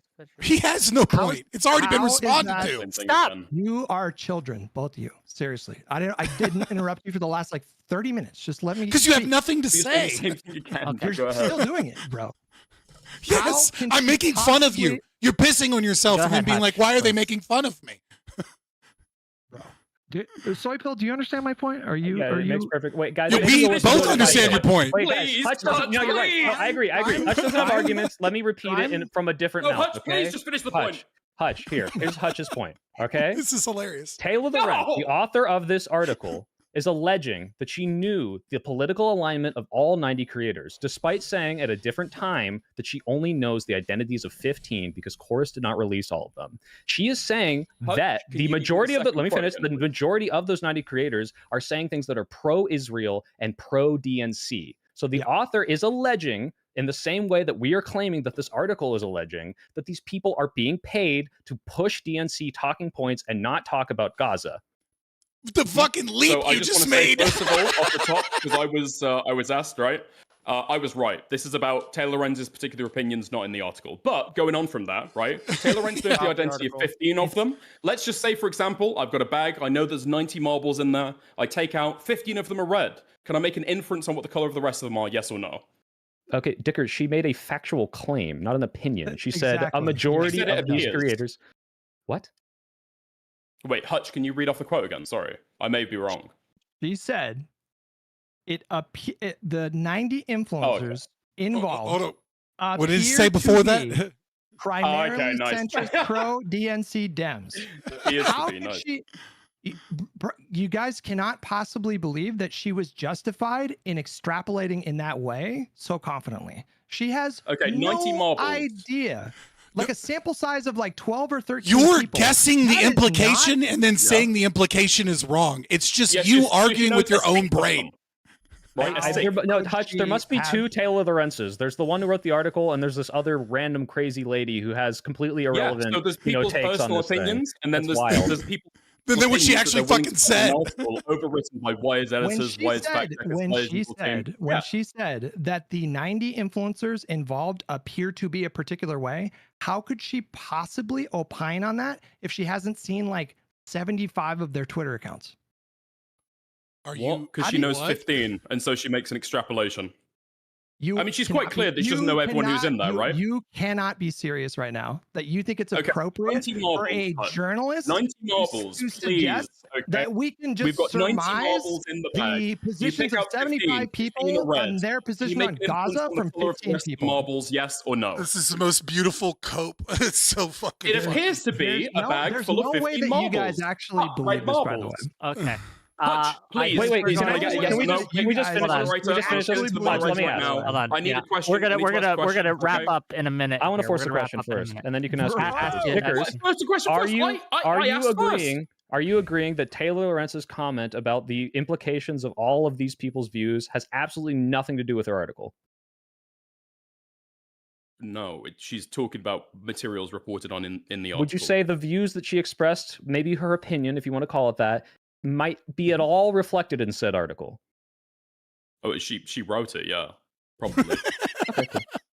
Okay. That's now all. Do you ask think your that was a question. dub? Dickers wanted to ask a question. No, Dickers wanted to ask if a you question. can't see past that, I Yes. don't have to go past Ask that. your I question. did. Dickers. So, despite moderator bias allowing somebody to ask a question first, that's totally fine. So, Hutch, there's 90 marbles in the bag, okay? You pick out 15 and they're red. Can you say this appears to be a bag of red marbles? Yes or no? We're rewriting probability math right now. No, hang on. Your situation doesn't make any sense when 4 of the people that have been identified in this program were on the record speaking about Palestine and Israel. So by her own math, like a full one third of the people that she covered and knew of from this program had spoken out about Israel. How could she possibly say that it was primarily a group Wait, of is speaking out of Israel a far left position? You're comparing something like a color to like No. an Is speaking out in ideology Israel a specifically far in left regard to position? Israel. Wait, if somebody is opining on She did not, politics, there's no. like literally like hundreds She of didn't different talk things. about that can specifically have in relation to particular Israel. effects on. No. Really quick. She So said let me it was left them. really quick, right? Didn't So she say what? that right at the end of So it? really Even quick. if- So even really with- quick. No, hold on. Hold on. No, No, hold not on. really quick. Not really quick. Let them finish. Go ahead. Yeah, guys thank are you. ignoring So even with the They numbers did. like You guys are outlined there, ignoring the like idea there's that still like Taylor a Lorenz 66%. Wait, herself I thought I was fanned the responding. flames of the conspiracy theories that was going on with like. You're arguing against Crystal Twitter Ball. again. Okay, Stop. Go away. Same point you've made No, the last, hang like, on. 2 hours. No, you Can I guys. respond? No, he just said a moment ago that all the discussion about Israel and Gaza had nothing to do with Taylor Lorenz. I just read off a tweet from her right now that very clearly demonstrates that she herself fanned the flames of that conspiratorial thinking, and you guys are just sense stubbornly left them, refusing right? to acknowledge the possibility that she contributed to that really toxic, disgusting. I think she discourse. maybe did actually. Before If you look at respond, what she before you said on their respond, interview with I Okay, just great. have one question. One question for Dick. For I'm not sorry. For Prime, you all I'm look not the same to me. Prime, do you agree with the? Are you on Dickers and Prime and Fabian's side with this bag of marbles analogy? Do you agree with that? I'm just really Okay. curious. I want to know if you are. Can I give one my of these response people. first? Okay. Oh, No, I want to hear. so- Just a quick yes or no, Prime. Do you? No, it's not a quick yes or no because I'm not quite sure. I don't know enough. Well, then about- let Dickers I haven't seen explain. it. Okay, Dickers, go ahead and explain. Yeah. I'm curious when he finishes explaining, though, for you to answer that question. Go ahead. So, Explain. the Though, to be claim clear, is- Dickers, to be clear, they aren't pulling out 15 red marbles. They're pulling out 10 red and 5 blue. Well, not really. Okay, and that's what I'm going to say. So, being like calling out what's happening in Gaza isn't like a far left position, right? Even a lot of people on the moderate left have called out what's happening in Gaza, right? In terms of, I don't lot of know people how on the severe right condemnation do. have been, but even if, well, yeah, that's true. Actually, it's kind of across the political spectrum. But anyway, that she's talking. Even if you were just to say, it appears to be people who don't care about what's happened in Gaza or don't talk about Gaza. Now that's a stronger claim, and she'd still be right. You found 4 people out of the 15 that have called out what's happened in Gaza. That leaves 11 out of 15 that haven't talked about Gaza. That is a vast majority. That's a super majority, in fact. So if she wanted to make an inference and say it appears to be, I mean, I think can't it's believe we're quibbling on wildly- this. This is so stupid. I think it is wildly irresponsible for a journalist to extrapolate in that way. He's not saying this And in a case. the This is a tweet. The subsequent discourse that happened, I think she absolutely played a part with that tweet of hers.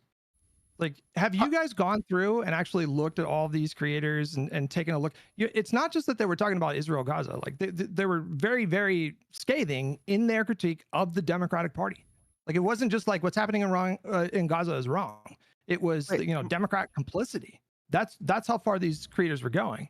And so for her to do that, I think obviously directly contributed to the discourse. Okay. Yes. So Okay, I've been trying to. Hold on. No, Dickers.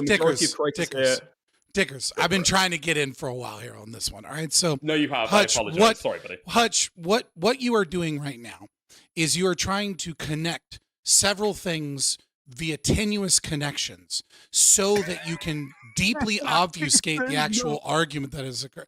Are you giggling at the word tenuous? Like, what's happening? You accuse me of being a child. It's not tenuous at You're all. acting like a children at the principal's office. This is a journalist. Why are journalists extrapolating? How do you justify that? So I thought you were arguing with Twitter, but it seems like you've never been on Twitter. Where I don't know, but on Twitter, a lot of journalists. I don't spend a lot of time. Apparently, I don't know. Journalists make inferences. Right. So journalists make inferences in state. We're talking about like extrapolations from a sample size of 12 people, and you guys can't. Journalists. Directly synonymous, right? Some journalists remember 3rd grade. Apparently, you don't, because Dickers tried to explain to you how you first learned probability in elementary school, and you still don't fucking get it. So shush. Again, what you are attempting to do is via tenuous connections connect her saying an opinion that isn't expressed in the article explicitly, but is on Twitter where she's talking about this earlier on, right, in the end of August, about the fact that she's looking at a select group of people, a small sample size. Yes, it is a small sample size. And she states that it appears that based upon this small sample size, that there is not this 50-50 split, but rather that there are a lot of people that are silent on these issues. And yes, you're absolutely right. it's in some way, shape, or form insinuating at the nefarious nature of how money in politics and how money influences people when they speak online. But the reason you are engaged in that is that you want to connect that tenuous connection to the crazy people on Twitter by saying that, by her saying it appears, and a statement of fact, and also actually it's technically a statement of fact, but it's more subjective in that nature, that she is fanning the flames of all the bad things, so that you can then connect that to the concept of why dark money is actually fucking good, because it'll protect people from the reactions of that have come post this article, which is the argument you made before. That is why I'm making fun of you, because it's dumb. Article. The author's tweet to the author of the article. And also, I can't actually say something that I know that is not going to be said publicly, and never mind, I can't even say it because I talked to Taylor about this, but this is just so fucking obvious that the person that would say in this tweet would obviously be the implication of the article. Everyone's coming away with the implication of what she said, not in the article, wrote it in a way that is like clearly, okay, all these people came away with this. Oh, I guess they're all just crazy and not, she was pushing to a certain opinion that she herself holds. That's insane to me. I don't know what the fuck we're talking about. Okay? From the creators that we know, are they or are they not kind of left, center left Dems? Are there any communists, any anarchists? The Ali person is for sure a leftist. The Angela person was militantly pro-Palestine. Like, she was going so far above. Yeah, but that's not like a left. That doesn't mean that she's absolutely a a further left position. That doesn't mean she's a leftist. You don't think it's oh wait, hold on. If somebody there are says, fascists that are screaming pro free Palestine right now. Like, stop. If somebody says, hold on, if I get, all right, let me try. Let me try. I got $100 for you, okay? And I'm going to give you a statement from someone. You have to guess whether they're far left or whether they're liberal. And the statement that they make is a militantly pro-Palestine statement.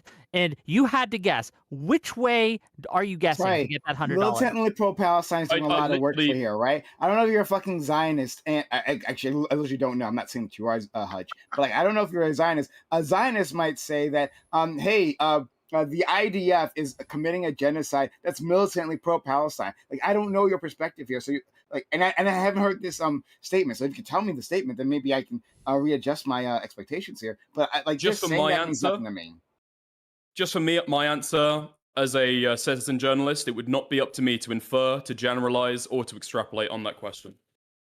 Wait, I have to leave. I have a panel. You would be wrong. Yeah. We got closing statements. Yeah, let's wrap it up. I know you guys got to go. I'm sorry for keeping you a little over time. Let's do closings. I love you all. I don't know if this has been productive, but we're here. Let's give it to Soy first, and we'll go around. Let Hutch have. Let's let Dickers have the last word. So we get first and then last. So go ahead, Soy, and then we'll. Yeah, just to recap, I don't think that dark money in politics is good. I'm okay with people trying to stop it. I think people should be more transparent when they can. I'm okay with certain secrecy clauses when it's not nearly so nefarious as this article implies. And the idea that Taylor is like, well, she was just doing some completely unbiased reporting when we saw very clear examples of like ways that we could have cleared this up because we were able to clear it up. She could have written about it very differently. There's reasons that people are coming away with implications that aren't necessarily true and not even technically alleged is because of the language of the article, and I'm not really okay with that. My final thing would be to say, Fabian, if there was a trolley problem and there was a baby and a penny on the other track, would you pull the lever knowing that you'd violate the Currency Act of the United States? I don't give a fuck about the Currency Act of the United States. Okay. Let's give it to Hutch. Go ahead, Hutch. Bye guys, I gotta jump out. See you later. Bye. I think the article was written in a way that very clearly gave people a wildly distorted impression about how this organization was structured and how it operated. To Prime's point, I think that that's a legitimate grievance, or I think that's a legitimate argument to say that we could have avoided all this if they would have just responded to the article and engaged with her. However, it's nonetheless remains to be the case that the surrounding discourse that popped up after this article and the way that she herself engaged on social media in the aftermath of this article only served to obfuscate people even more, or obfuscate the truth even more than the article itself. And so I think my co-panelists here are being wildly obtuse and I felt like most of this was a waste of time. Thanks, Wick. Well, you know, some can't all be winners. Thanks for being here, Hutch. Hopefully you had fun at least. Fabian, go ahead. Not. Yeah, so I started this panel with a prediction that came 100% true, which is that people would sweep for dark money in politics on the left because the left doesn't have principles. Instead, they just have consequential analysis. So what's right for thee is what's wrong for thee is somehow right for me. And we saw that Hutch obviously is I don't know that he's necessarily unprincipled. I think he's mostly just not intelligent enough to follow basic logic in conversations. But the other, the Soypill, I think we saw that. And I reminded you of an analogy, I gave an analogy, and I think I want to remind it again, because that's really the big picture. The big picture isn't, did she insinuate in a bad way with this specific word appear in a tweet that isn't actually in the article, and therefore that fanned the flames, and therefore I get to make 2 or 3 more YouTube slop videos because I make trash content? Like, that's not actually the problem here when we're talking about politics. What we're talking about is the average viewer, when they go into the ballot box, how are they influenced by money and the donor class? And what the donor class is doing is pumping potentially billions of dollars now. We don't know how much money, right? But we know And Media is trying to pump 45 million in. We know Project Bullhorn, 35 million, Double Tap Democracy, 30 million, Channel Zero that work with the Biden administration is putting in some tens of millions, Project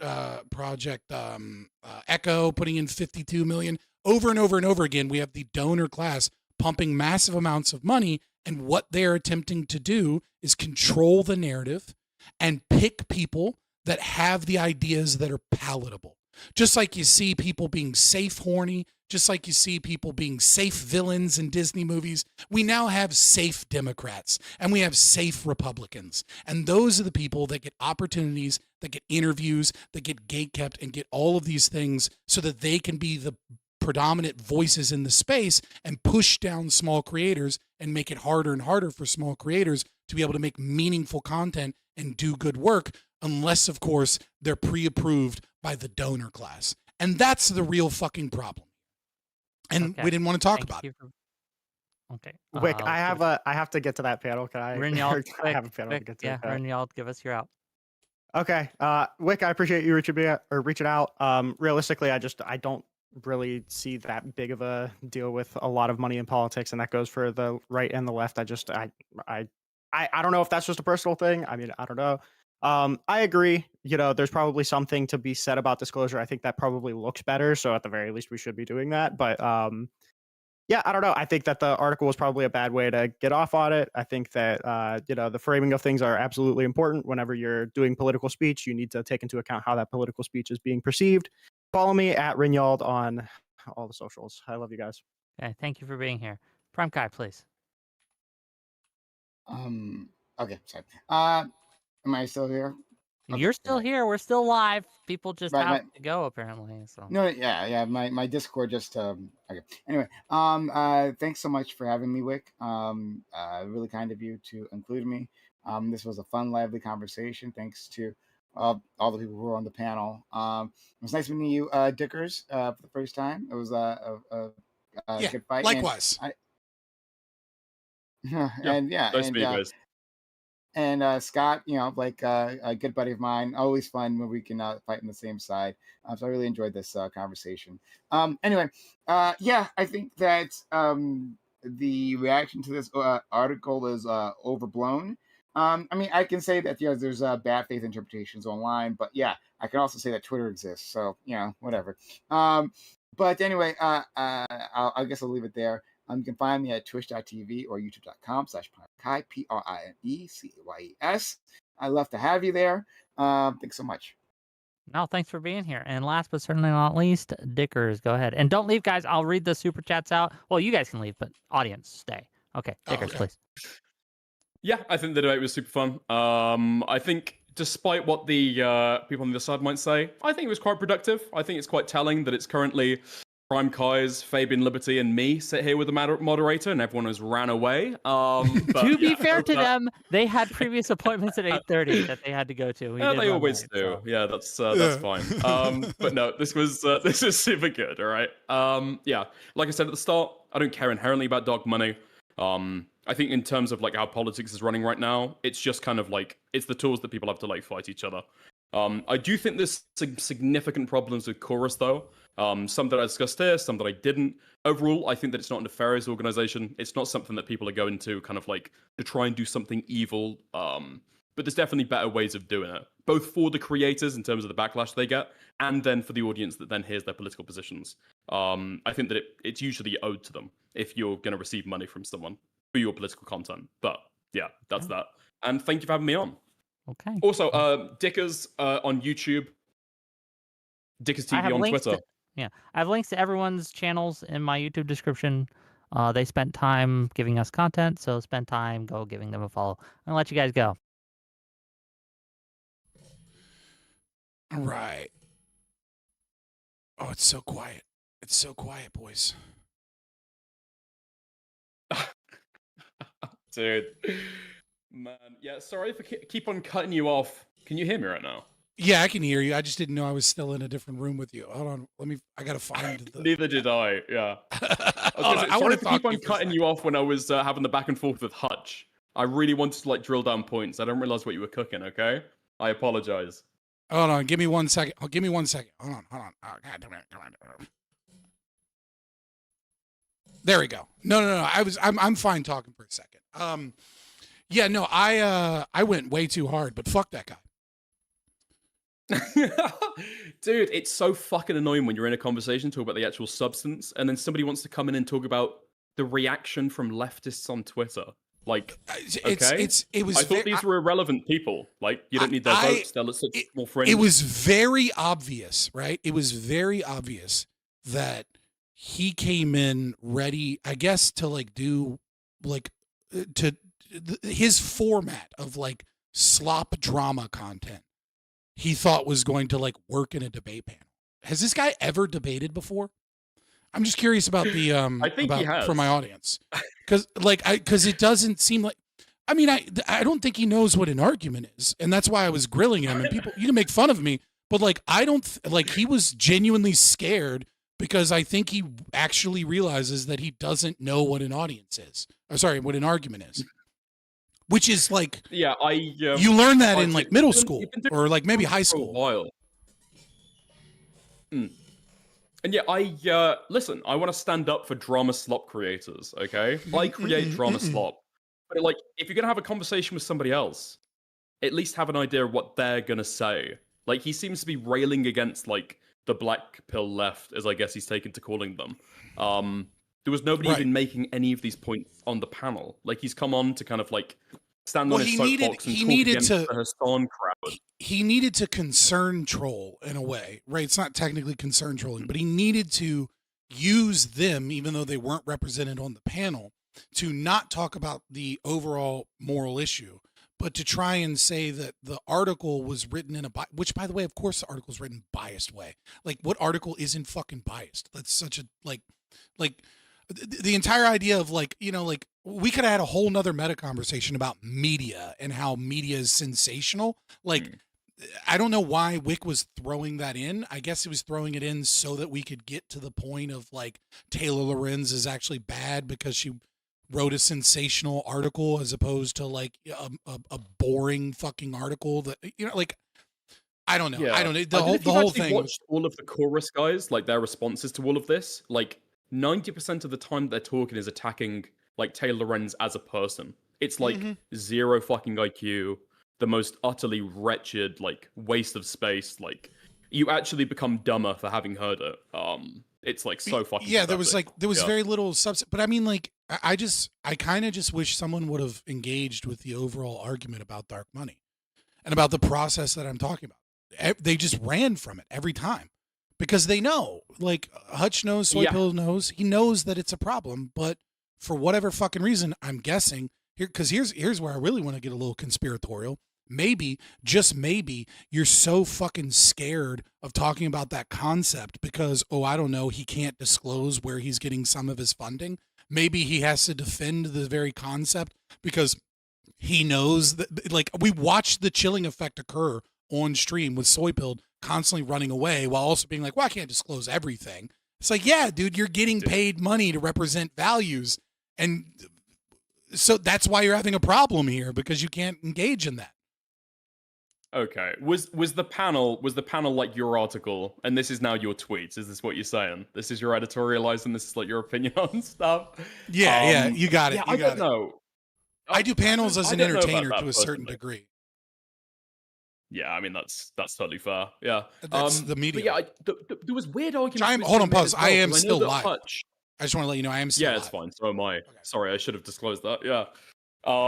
But yeah, Hutch and Soypill, I think when they've spoken about this before, because I watched like their podcast that they did together, they both agreed that you should disclose. So I don't know why they're coming on the panel then making all these arguments about why you shouldn't disclose, actually. It's like, well, yeah, you might be looked at like slightly sideways if you're taking money for your political content. Then like don't take the money. Like that exists on the left, that exists on the right, that exists any time that you're taking like political money. Yeah, always. Well, yeah, I mean, it's, Yeah. I had the same thing go down with Connor, right? And I flamed the fuck out of Connor because I got him to admit that he would actively work with Hitler to stop Stalin. And it's like, hey man, you don't have to work with Hitler. Like you can just choose not to work with either of them. Is kind of like there's a thing there. It's kind of wild that he wouldn't work with Stalin to stop Hitler. Well, no, he later said in World War II? he later said that he would also work with Stalin to stop Hitler.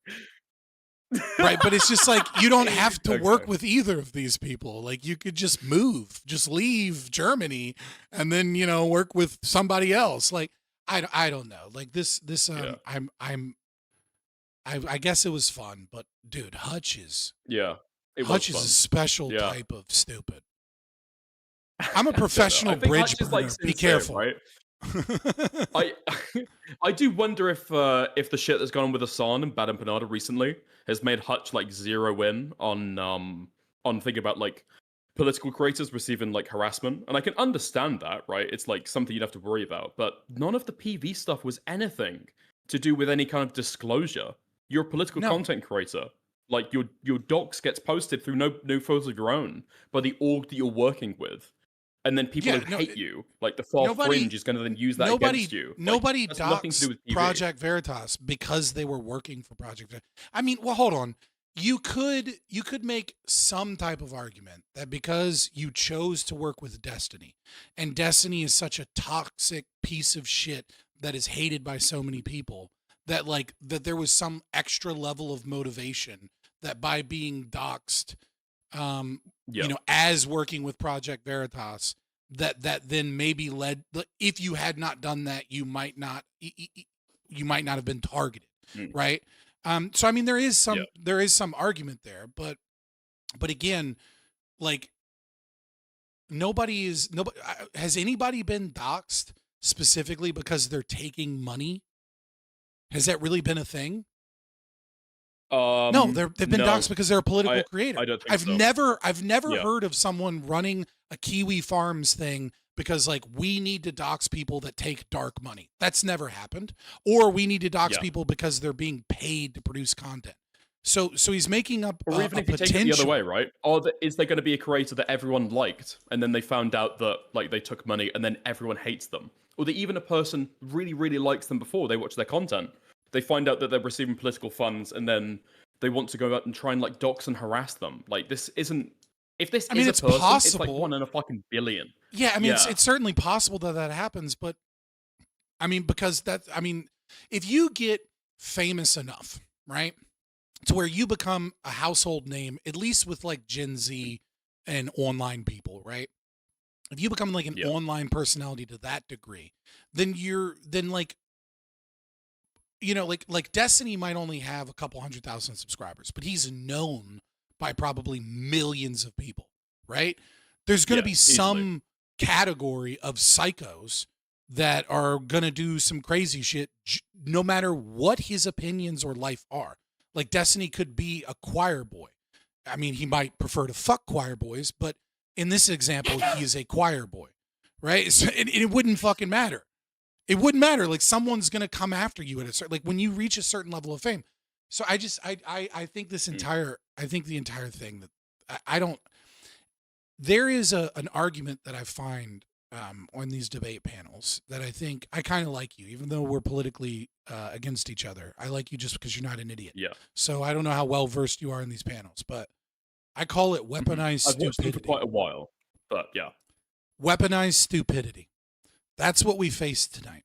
And what weaponized stupidity is what they're going to do is they're going to demand that you over-explain and pretend they don't understand, make these like tenuous little arguments of random things that are irrelevant to the actual argument in question. And then by demanding that you over-explain and re-explain and do this, they can, what ends up happening is you try and dumb it down or explain it in a different way. And then eventually you will say something wrong or something inaccurate or something vague. And then they can attack you on that. And then they use that as like a W in the debate because like you're wrong on this thing or you were incorrect on this thing. And then what their audience sees is they see a bunch of unanswered claims because they're irrelevant claims that but you didn't answer them because they're irrelevant.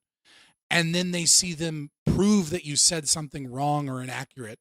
And then their audience goes away going, wow, our guy really defeated that other guy. Meanwhile, all they did is frustrate you with stupidity. And that's what we saw from Soypill. I think realistically, the main target, at least maybe I'm leaning too much on Hutch here, but it's to point out the article was written and then the far left has like used it as a way to like politically mudsling and then trying to blame the mudslinging on the article, like, and just intuition pump. Like Taylor Lorenz, Taylor Lorenz loves Hassan. Taylor Lorenz like loves Palestine and stuff. She wanted to harass. She wanted to harass these creators. I think Destiny said that's why he thinks that she named these creators. Like she's criticizing the fact that there is no disclosure, and then she's disclosing who she knows to be a part of it, and that's for the purpose of harassment. It's like, yeah, it's completely fucking retarded. It reminds me, like it reminds just feels me like of like, in-group, out-group politics shit. It really is. Like it reminds me of like the Ethan and because I don't follow drama that much, but I mean I do follow it a little bit because what I do kind of requires that I know a little bit about it. And like I have not followed the Ethan and Hassan thing. Like there's a fucking like 200,000 hours of content on that shit. But I remember I saw one thing and it was like with the iDubbbz thing. I watched the iDubbbz thing because everyone was like watch it, and it was retarded. And then or like the content cop thing that he put out.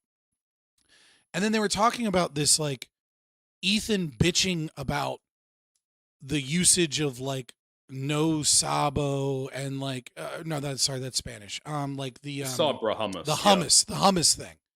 And he was like clearly racist, but like the most mild level of racism that nobody would ever really give a fuck about.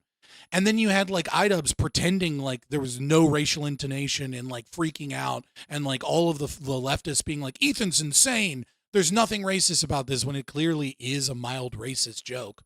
And then you have Ethan being like, how dare you be so racist? You know, the guy who got his start making fun of SJWs. N-word F-slur guy, yeah. And it was like both of you are trying to turn this into this crazy thing that it's fucking not, because you're doing the most uncharitable interpretation of events so that you can like win dubs for your side. And it's like, God, I hate this shit. I'm just fucking angry now. I hate Realistically though, when people are doing that, right? I think if people were a little bit smarter and weren't so like hemmed in on their own side, I don't think the debate would have gone the way it was. It was pretty good. It was really, I had really fun. good actually. If you want to DM me or something to talk about something specifically, I'd love to have a one-on-one with you at some point. Yeah, that'd be a lot of fun. Yeah, but anyway, I appreciate it. But I'll chat to you later, buddy. All right, thank you. All right, peace. All right, now we're back. All right, where's fucking?